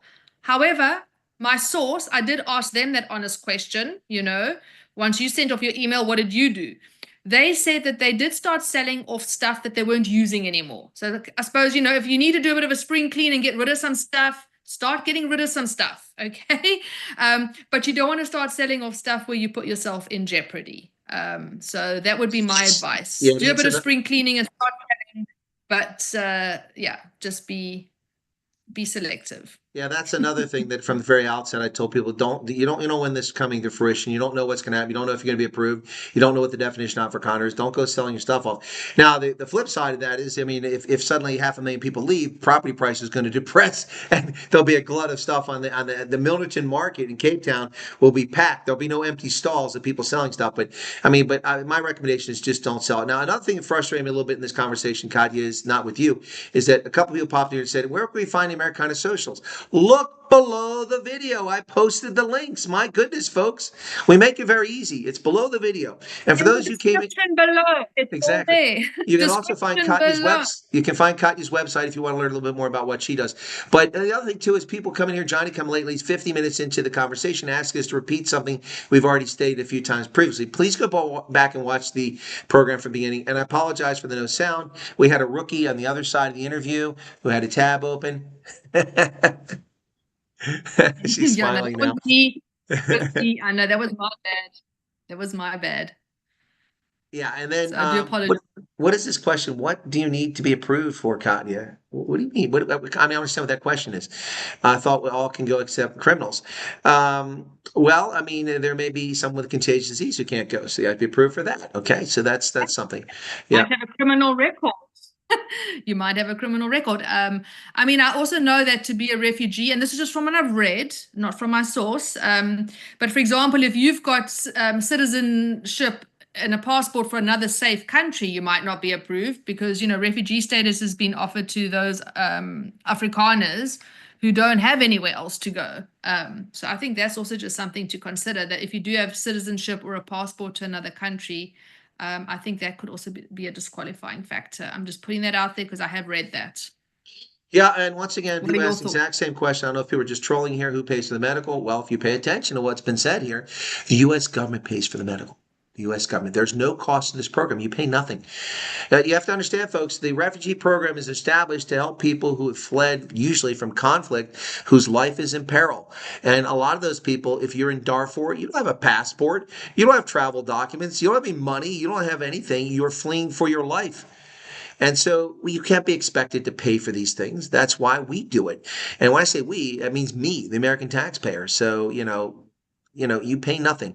I don't know why that's so complicated. Maybe there's a bunch of new people here, but I've only been saying that since February 7th, that you pay nothing. I also went through all the different benefits that are available for refugees on the other side, the counseling services, the employment services, translating your documents. And no, I don't mean from Afrikaans to English. I mean translating them into American standards so that they are understandable to American employers, because it's not a one-for-one. First off, you people don't speak English. It's not a frickin' robot. It's a traffic light. Okay, we got to fix that.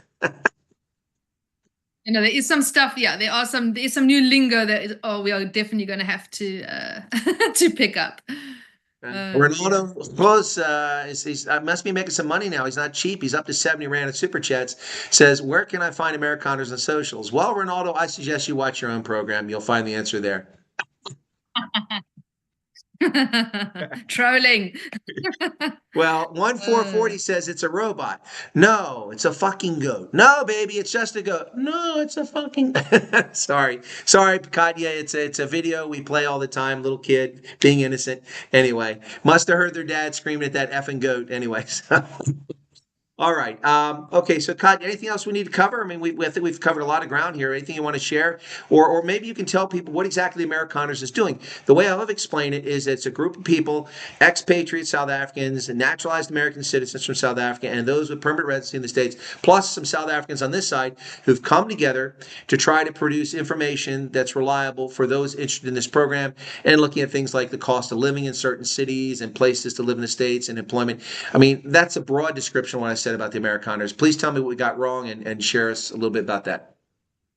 Well, basically, you've just summed us up. Yeah. Amerikaners is a group, okay, and it's a free resource offering support and tools to those South African minority Afrikaners that want to go and take up the offer for resettlement in the States. And yeah, so if you hop onto the website now, you'll find that little one page that Sam put together of how to email the embassy, and you'll find all sorts of other resources. There's a memorandum that you can sign as well.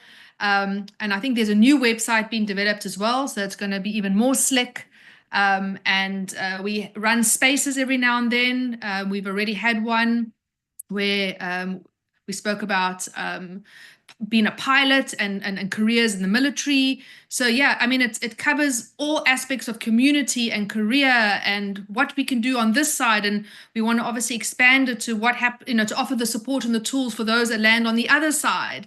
And I think what's really cool about it, and we can see this already, is just how it's pulling people together and already creating community. And I think leaving South Africa and having that same sense of community and that same hub on the other side, I think is going to be really powerful and really cool.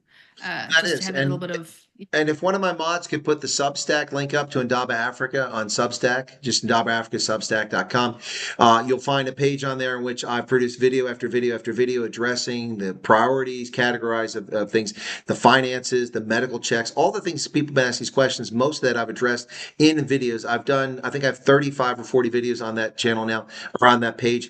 But all I ask is you subscribe to my Substack, and then you can read the other articles I read. Unlike most people, I don't charge for Substack, even though I've got articles on it that are published in media. I don't charge for them. So go check that out as well. If one of the mods could put it up there, that'd be great. But basically, it's Indaba Africa and then substack.com, something like that. So a lot of the questions you guys are asking be answered either on my videos and or what the Amerikaners are offering. But I think that you'll find out that we've been pretty accurate so far. As far as the people going, Katya cannot release the dates they're going. That's a sensitive issue. Again, it's a preliminary proof of concept phase, and the U.S. government doesn't want to jeopardize what they're doing right now. As you can imagine, there are people who have ill will that might even target people who are leaving to come after them. Yeah. So I mean, that's very unfair to people to ask that information. I don't think you understand the ramifications of what's being done. You have to understand that people are going to know publicly. Yeah, because then people are going to know publicly that those people at that date, at that time, or at that embassy or at that airport, I mean, that's insane. You wouldn't, that's like doxing yourself as a refugee escaping persecution. It's insane. Exactly. The best we can hope for here, the most reasonable and fair thing is to ask for the folks who are going, when they get to the other side, once they're there, to be willing to come on my program, and I'll interview them. And if they want to be off camera, we can do that. I can just be me on camera. You can just hear their voice if you want.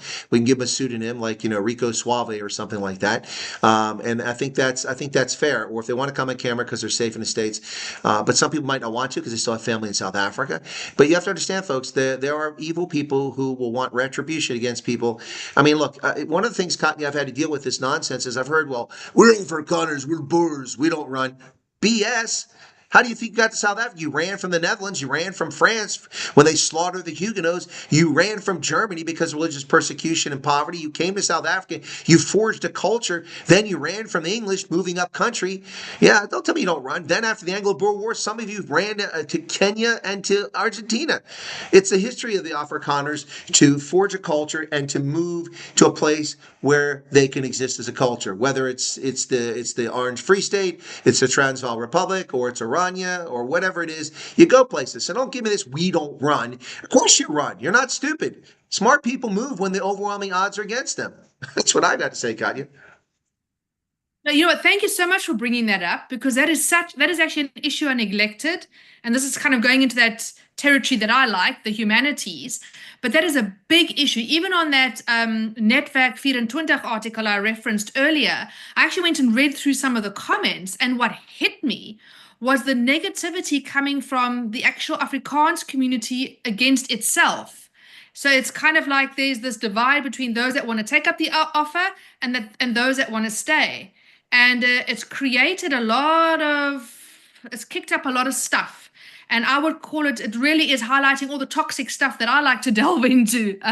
It's quite nasty. And what I want to say, if you want to say what my parting words are, is whether you stay and fight, or whether you choose to go and flight, both choices require an incredible amount of courage.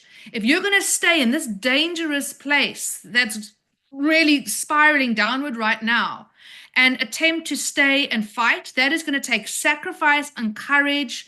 And you're going to have to get yourself armed and, and prepare yourself. And there aren't jobs, and the economy is not easy. Okay, but that is an option, and I respect that.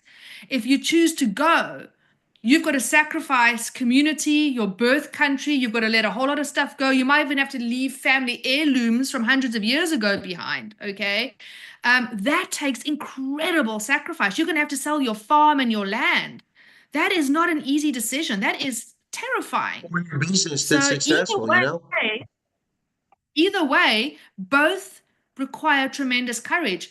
So don't let your toxic, poisonous, codependent aunt, who's trying to make you stay for her own selfish reasons, stop you making the right decision for you and your children.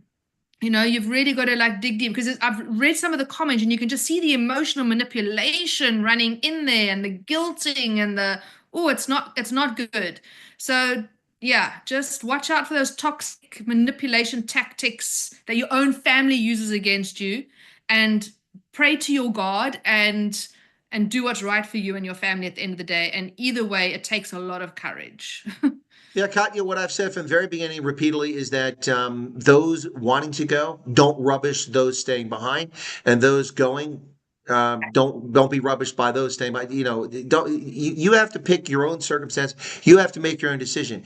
But if you stay in a place and then your spouse is murdered in a farm attack, or one of your family members is raped, or one of you is killed in a drive-by shooting, or you can't find employment and now you're starving, begging for money, then you may want to reconsider what your decision was to be arrogant in trashing those who left. Now, many people will survive and be fine. Afrikaners will survive as a people in South Africa, no matter how many people do or don't go to America.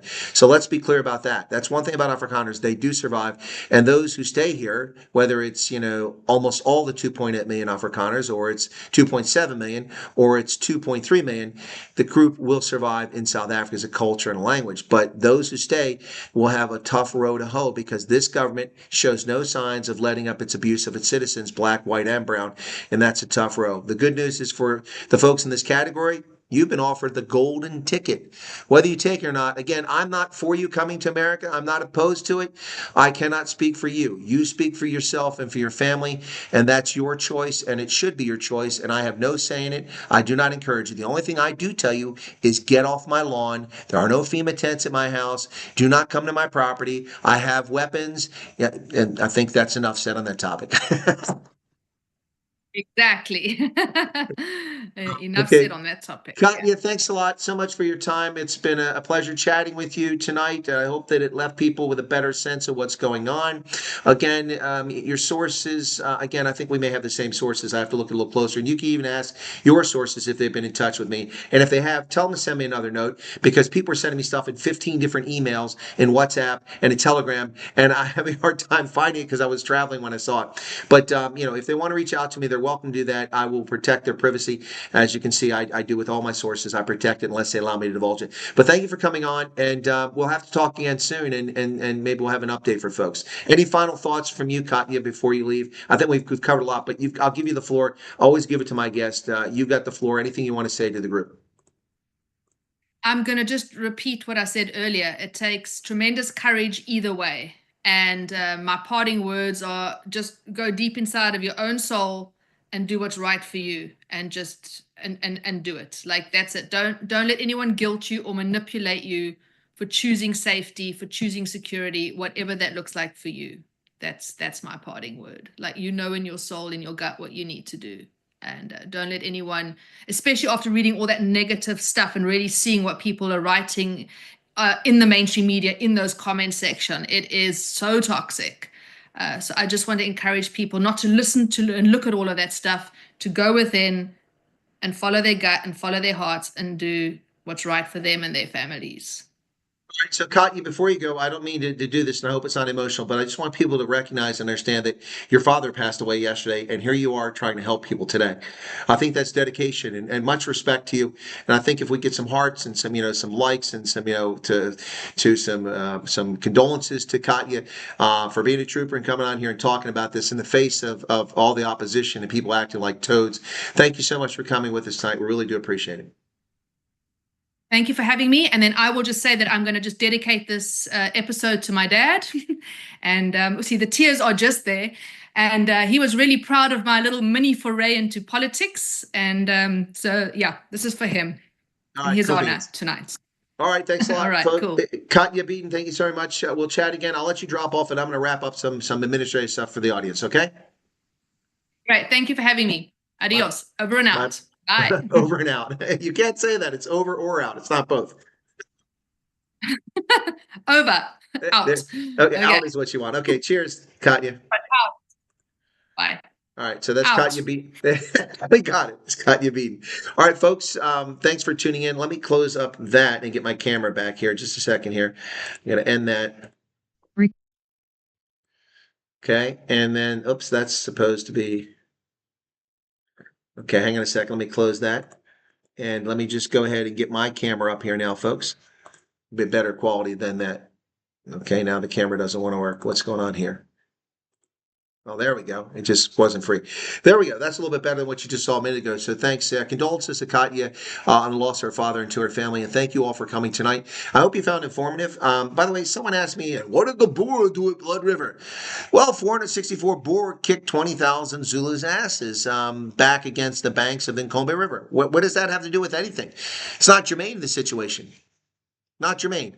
Do you have weapons against unarmed people coming in the thousands to attack your home? I don't understand the point. Are you trying to make a point with that story? What did the Boer do?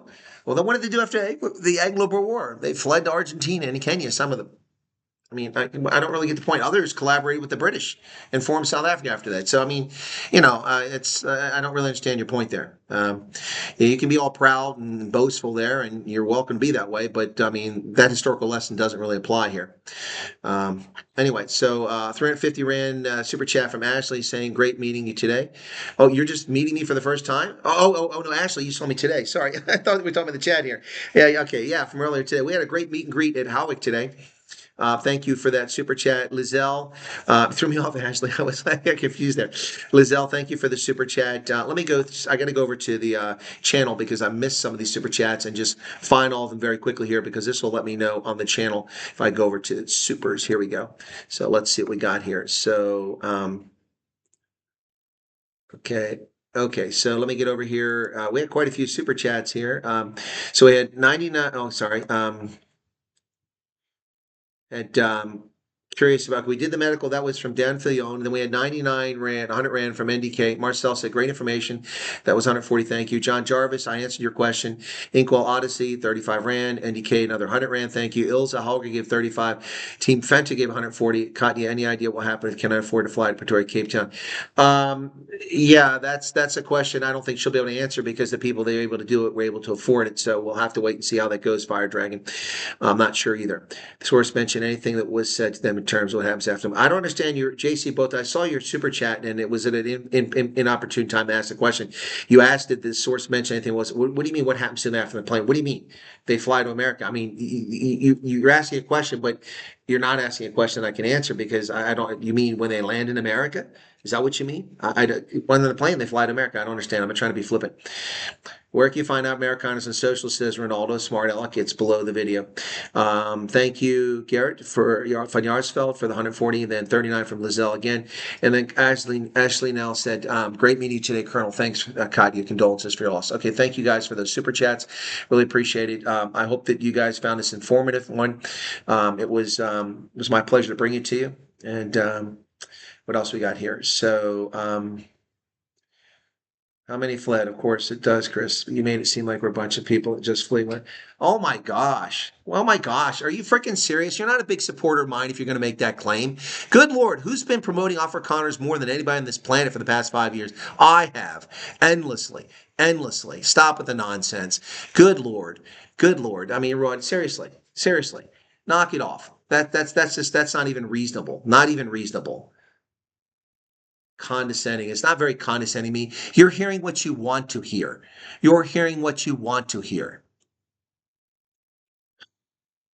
The Boers also fought against incredible odds against the English and held them at bay for a long time in the Anglo-Boer War. They beat them the first Anglo-Boer War, won the second, or held them off the second Anglo-Boer War. I don't really get it.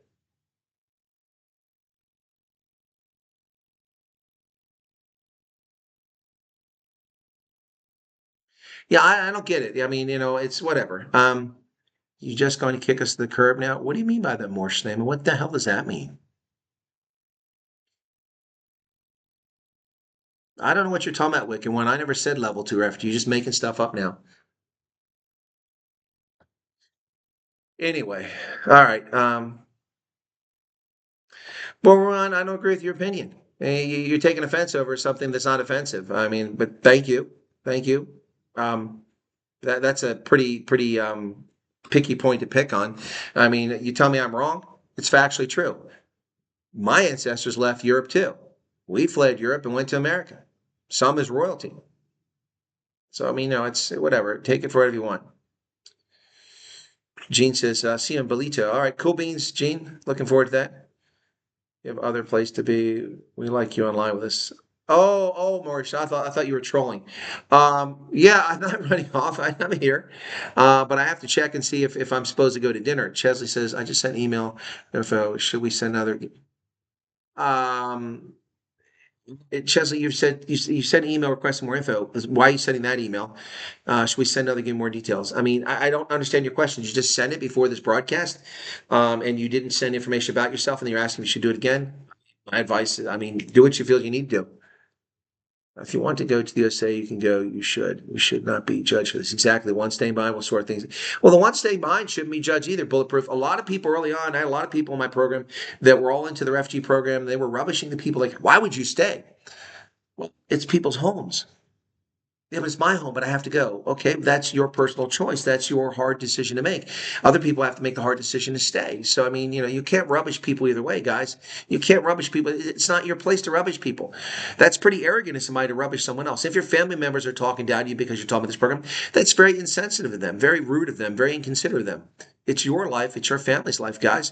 You got to decide what you're going to do. I'm not in favor of you leaving. I'm not in favor of you staying. I'm agnostic. But I understand the motivation of those who want to leave. I've seen it up close and personal. All right, cool beans.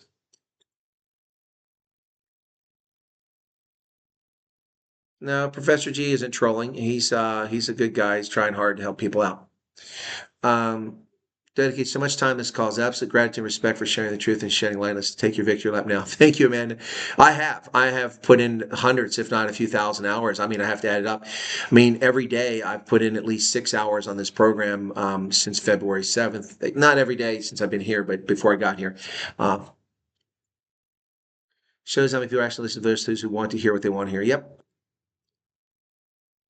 Yeah, I know Chesley means to the U.S. Embassy. That's what I'm talking about. So I don't understand the question of what did Chesley send in a message a short while ago or what?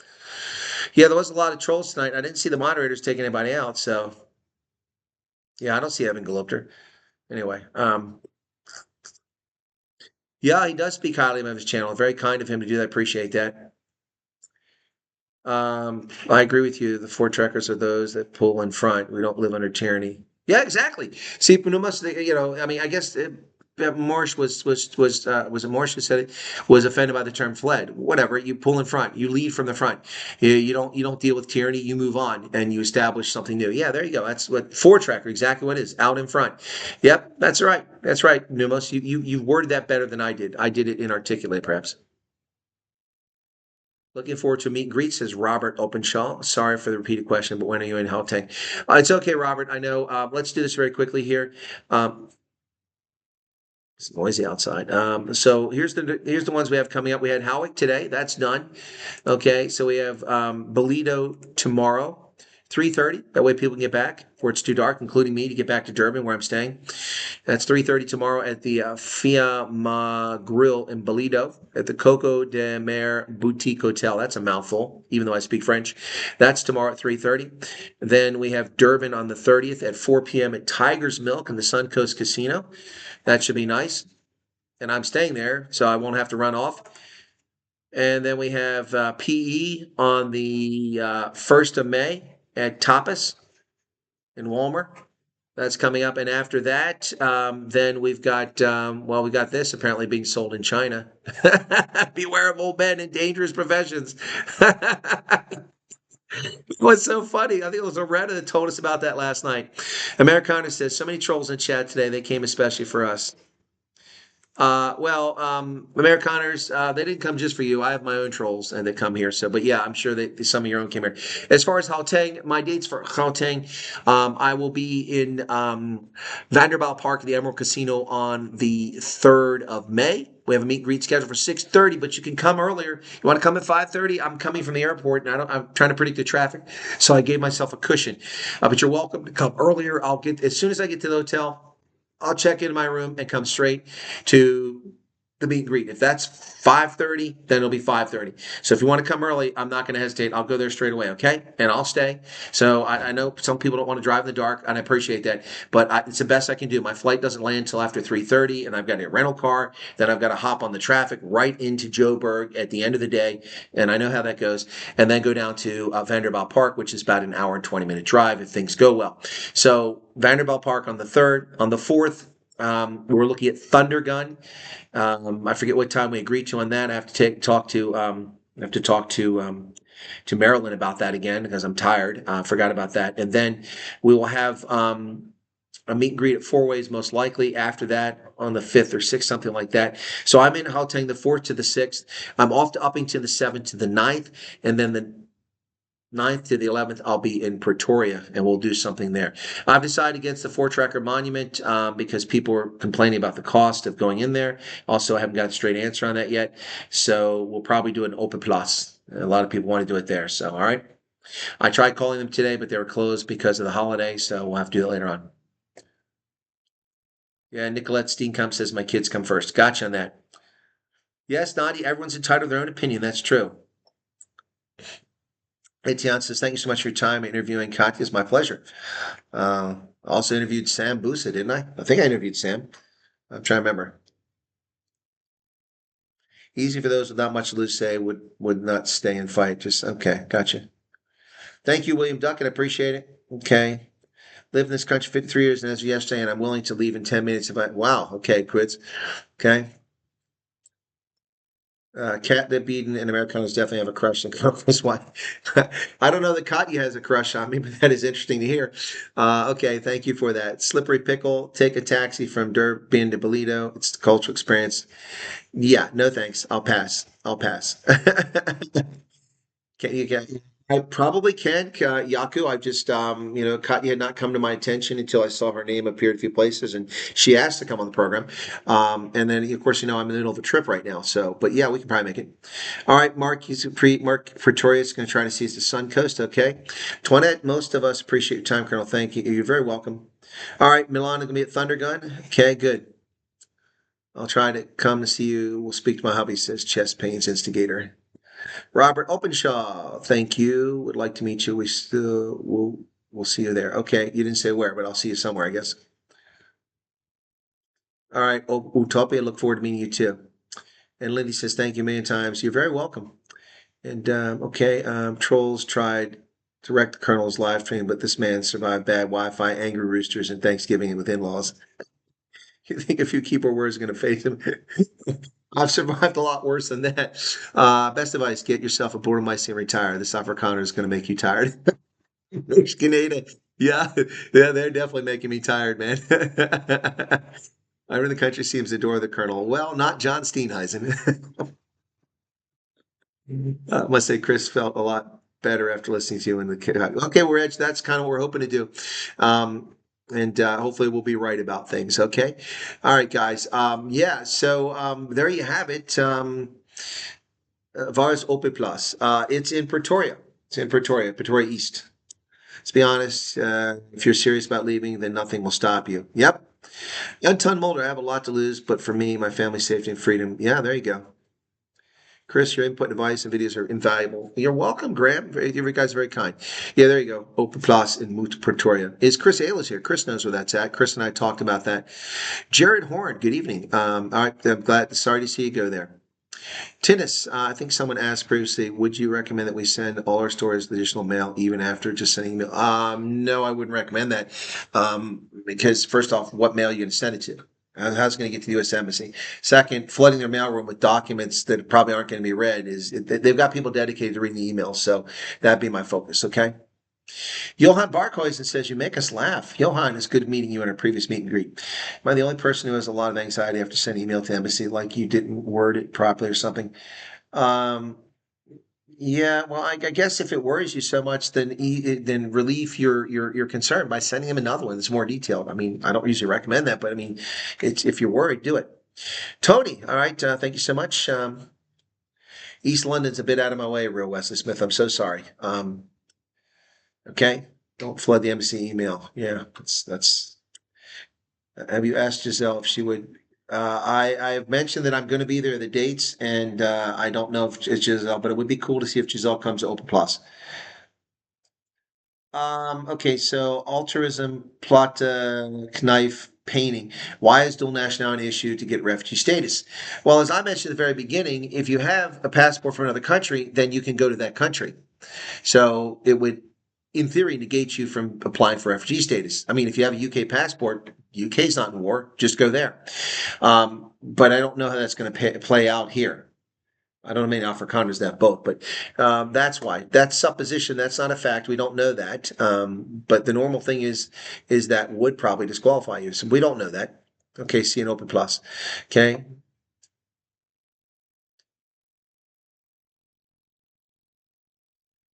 Okay. Oh, Tuppy's getting married. Congratulations. Willing to drive you from Durban to Toledo. Martin, that would have been okay. We could have done that, but now I have to go to another event after my Jim Green factory tour tomorrow. So I'm not sure my timeline now. It was going to be Peter Maritzburg, 11 o'clock, probably leave by 1 o'clock, go to Durban, then drive up to Toledo. But now I've got a tight time frame and I don't want to keep someone waiting. So thank you for the offer, Martin, but I've got transport. The Avis took care of me. I told them that they were very nice to me in Cape Town and gave me 2 levels up with an SUV, which was lovely, and it was. But then the guy came out with the keys and gave me the keys to an Audi A3 with a nice engine in it, and it was parked in the President's Circle, spot A1. So they took care of me. I got a nice ride while I'm here in KZN. Jiro says, thank you for all you're doing. Okay. Okay, Nadia says, some people know when to fight and some know when to fight. Yep, okay. You're welcome, Alan. Okay. Lauren says, great meeting today. All right, yeah, it was great meeting a lot of people today. I really enjoyed it. Ben Mulder's frustrated by what's been happening. Can't go to UK as there's no program to help us. Yeah, altruism, I'm not arguing with you. I know that. And I'm not claiming you can go to the UK. I'm just explaining to you the logic that was behind her response. And I'm not saying she's right, but I've also talked about this. Utopi says, I can come to the wedding. Well, I'd have to be here for it. When refugees flee their home countries, what legal or practical processes, if any, exist for protecting, reclaiming, or transferring ownership of the property belongings they leave behind? Relaxing positive energy, that's up to the laws of the country they fled from. I mean, no one else can influence that. So, whatever the laws are in South African. You downgraded from an Eclipse to a little Audi. Yeah, I know, Reg Dog, but it is sweet, man. I'll tell you, it climbed the hills, come up to Midlands, piece of cake. Hit that accelerator, it took off. You feel country if you watch Mark Dice, Hodge Twin Salt Cracker. I wonder how many lefties losing. Oh, Peter Pumpkin Eater. A lot of lefties are losing their minds in America, and I'm loving it. It's like McDonald's. I'm loving it. Sorry, can't come. Working flat out. Okay, sorry, Slippery Pickle. Okay, Walter Digging Hot. Do you have a vid explain the process? What most likely happened once persons arrive in the USA? Well, Walter, that's probably going to be explained in a course of several videos, like, who's eligible, the screening process, the financial resources, the medical, and things like that. Those are all on my Substack. If somebody could put the Substack up there. Charmaine Bester, what's going on? Thanks for all your time and info, Chris. You're very welcome. You are in the area. 10 May, drop by. 10 May is a tough day, Utopia, though. We got a meet and greet, and then I've got the Bulls in the afternoon. So you're going to have to give me the window and give me the location, but you can send me a note on that. What date? Plus, it's the 10th. The 10th. We haven't scheduled it yet. They weren't open today. I'll have to call them tomorrow on my way to Peter Maritzburger before I leave here in the morning. But it's on the 10th. And to all the people who came earlier and gave me lovely gifts, and those who slipped me a couple cater super chats under the table, thank you so much for that as well. I appreciate that. Trolls being self-centered. Dingbat doorknobs. Hey, Wild Bear Prepper, how's it going? Okay. Well, I think that maybe you're right. They were the Amerikaners trolls because they're not here anymore. They've all left now that Katya's gone. One-way flights allow for more luggage as it is assumed immigration is involved. What are you talking about? Susan Mosley, what are you talking about? Yeah, well, that's because you came here, Erica, and your refugee status in South Africa was governed by South African law when you came here in the 1960s. We're talking about U.S. law. Okay, U.S. law is different, but your point is taken. Hey, Erica, how you doing? Righty, folks. Thanks for everything you do for us. Naturally, I expect a waiting period for reply from you. So I'm just wondering if anyone has an estimate of the waiting period. Well, Colbus, you should have gotten an immediate. We've received your email. You should have gotten an auto reply. If you got that, then you're okay. Okay.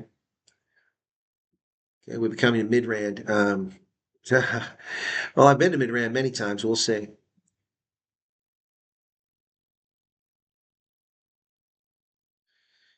T-shirt, release your member. That's right, Johan Barkin. That's another one I did. Someone mentioned earlier. T-shirt says release your member. Sorry about this and the time. Sorry about what, Quids? What are you talking about? What's the question? There's a Substack from Hendo. Thank you. Yep. Release your member. Trolls know they will have their asses kicked here. 2 hours in a year, dude. No rush. What's this? Thank you for the gifted membership. Oh, that wasn't me, Melissa. That was I think Van did it. In fact, the 50 is still up there. Van said 50 gifted memberships. Thank you for that, Van. And Ashley now gave the 350 rand. Thank you for that. So today, folks, I did video production this morning, posted, doing very well of I actually recorded a video yesterday, but it was Guede Montasha. That was doing very well earlier. And then I had the meet and greet from noon. That went till 2. From there, I left. I came back here. I did an interview with Warren Holton, who's an upcoming YouTube personality. He's a journalist. So Warren was interesting. We had about a 15, 20-minute interview here. Then I had to get on the road, went over to the Drockendale Choir School, which is fantastic, the high school over there, and met with them for a couple hours. Then came back here to do this. I'm going to take a break for a short while, see if dinner's waiting for me. And when I'm done with that, then I will probably do a night broadcast.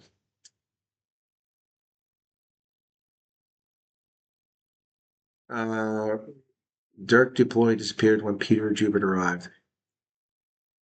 I don't know about that, man, Commoners. That person's been sending me lots of email, and I didn't get the impression. Okay, didn't receive an auto reply back, Courtney. Well, then in that case, I would send a message again, unless it happens a second time. Then maybe they've turned it off. But there usually is an auto reply. Sorry if they repeated questions overwhelm me. It's only because of fear and uncertainty. Thank you, Colonel, for all you're doing. Patience you show. Well, relaxing positive energy. I understand. That's why I've been patient. Patience is not something I had abundance as a young man, and I still don't have it in many respects today. Traffic, I don't have patience, but I'm a lot better than I used to be. But I understand where people are coming from. And that's why I've been so understanding, so patient. Late night broadcast, says Roman. We'll try to do that. Good evening, Colonel. I was born in Namibia and we were located in 1980. And since we're staying here in South Africa, well, Lawrence, are you a South African citizen? Then probably. Sorry, missed nearly everything tonight, but I arrived at my family and never had the time to visit. Oh, I'm sorry about that, but you can always go back and watch it. You don't have to watch it live. But at the beginning, I apologize. There was a little sound. Katya she had a tab open and it was getting an echo there. So I couldn't turn that off. Okay, Arno got an auto reply.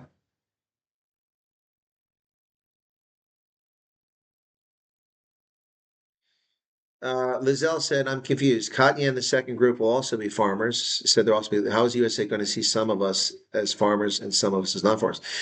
Well, if you're a farmer, it's pretty easy to figure out. You work on a farm or you own a farm. It's pretty straightforward. I mean, I understand your question and why you're confused there. Maybe you're trying to ask something else and it's not coming across clear. All right, Johan Pratt just sent an email and got an auto reply. I'll bet you tonight the U.S. Embassy gets at least 500 more emails from this broadcast. Luke Rout is saying the priority 1 is for individuals, 2 is for groups. Okay, yep, that's exactly right. That's what I've been telling you since February 7th. There's an F and ID. Those hottie-das, man, they were here today. They were loud in my video earlier. Esmar, you're welcome. Okay. All right, Mornay, wait. That's an interesting name. Mornay, wait. No, Mornay, go. Mornay, stay. Mornay, wait. Mornay said, sent one this morning, got a response. 3 members in our household. Do I only send 1 tweet? Okay. When you say 3 members, that is not helpful, TJ. What does that mean? 3 members of what? You have 3 family members? Okay. Are they the same family? Is it a mother, a father, and a child? Is it a aunt, a grandparent, a parent? That really doesn't help. I despise the Hadid as well, Rohan. Is it the same Rohan I know from the meet and greet? Or Rowan. Yeah, I say Rohan, but Rowan. Yeah, so TJ, that's not really helpful. I mean, what are you talking about? You know, you got to be more clear on that. You miss the Hadidas? Well, you can have them. Yeah, I don't miss them. Okay, have a good meal, Chris. We'll see if we can join tonight. Okay, you're welcome. It's not an effing goat, it's an effing Hadida. Hadidas. Hadidas. Speaking of friend this weekend, the farmers are already having a struggle with low crops due to the rain. My advice, make sure you stock up on some food while we wait. Yep. Yeah, national bird of South Africa, Hadidas. Yeah, okay. I thought it was ANC shitbirds. I thought ANC shitbirds were the national birds of South Africa. Boat Revere. Well, Stanford, I'm not planning on a meet and greet. That's we'll see. Maybe I'll do something. I don't know. We'll see how it goes. I'll have to take a look. There's Ronelle popping in, doing her moderator task with the email address for folks. Right. So yeah, I'm not sure about a Stanford one. Definitely having one in Boat Revere. It's going to be a short one, a brief one. So yeah, jailbirds. World's best ant farmer. Well, there you go, Nico. Tell him you're an ant farmer. Yeah, Brian the Hottie does. Colonel in heavy traffic is like a kettle on the stove. Calm at first, but you know the whistle's coming. It's going to scare the Hottie. Call the African ibis. Well, you call them what you want, Slippery Pickle, but my shotgun's got their name written all over it. They're lucky I don't bring my shotgun to South Africa. There wouldn't be any Adidas around. Those damn things, they fly low and slow. I would take them out left and right. Double barrel shotgun, man. We drove past many flooded farms in the Free State. Ah, shame. Easter Egg Eagles. Folks, covert vax. What is that? Oh, by the way, someone asked earlier if they're still here about do you have to have the COVID jab to go to America? No, you don't. It's not a requirement to go to America. No COVID jab. All right. Scared of heights. That would make sense. Saw a billy goat while leaving Howick. Okay, Laura, thanks for sharing that. What do you mean don't be cruel? They're annoying. They're little crap machines. They're like freaking those Egyptian geese or Canadian geese, Canada geese. Anyway, by the way, folks, what are the odds? I got an email from a orthopedic, yeah. Was it orthopedic surgeon? Yeah. After I left Cape Town. Afrikaner with consideration well, because Afrikaners will be white as white, so they grew up against the race-based laws. And that's actually not true, Anita. It's actually not true. The race-based laws are against all minorities in the application of the law. The law is written against whites, but the law is applied against coloreds and Indians as well. Rephrase. Do I only send one email as a head of household? Yes. Yeah, one is head of household. There you go. Your 20-year-old son, I'm not sure. He's an adult. He may have to send his own. If you want, TJ, just send 3 emails. You increase your chances, right? 3 emails, they might look at one of them and call one of you up. So send all 3 emails. Why not? You're all adults. My Roti agrees with you. He has now caught quite a couple of. There you go. There you go, Levin. How's it going, Levin? They're a protected species. You'll get fined for that. Basically, what it costs to shoot a buck. Nah, get fined. They'd have to catch me, man. All right. Forget the Heidi dust. Now the dogs are barking. That's a bullfrog. There's a bullfrog here. All right, folks. Thank you, Van, for the memberships. Thank you, all the folks, for the super chats. Let me just take a look at something else here. I want to see because it doesn't show up over here. All right. Yeah, so we got 5,700 views on this bad boy, 870 likes. We didn't get to 1,000 likes. What's up with that? What's up with that? 54 new members, which meant some people signed up of their own accord. Thank you for that. Let me see how subscriber base did. By the way, hit over 79,000 subscribers today, folks. Thank you for that. 79,151 subscribers as of today. We're not going to get to the 100,000 for the beard trim. Not going to get that. Boy, that Gwady Montasha video did well. That one compared to that's 58,000 is still going. Still going. So picked up a lot of subscribers from that one. So thank you for that. But thank you all so much for being here. Be sure to hit the like button. I'll try to come back later on. The conservative Texas chick and hawk both disappeared. There are a lot of people who are fly by night. They come on, they come and go. I've been here all along and I'm sticking around. All right. So, but I don't know what happened to them.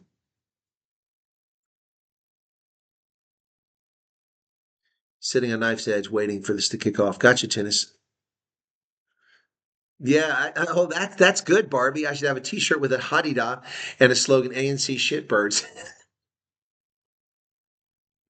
That's good. That's good. You're welcome, Hester. That's really good. Stephanie Hatzemichael, how's it going there? One of my favorite surnames. I think you all know that by now. Okay. I like that idea for a T-shirt. That beard is still safe. You're right.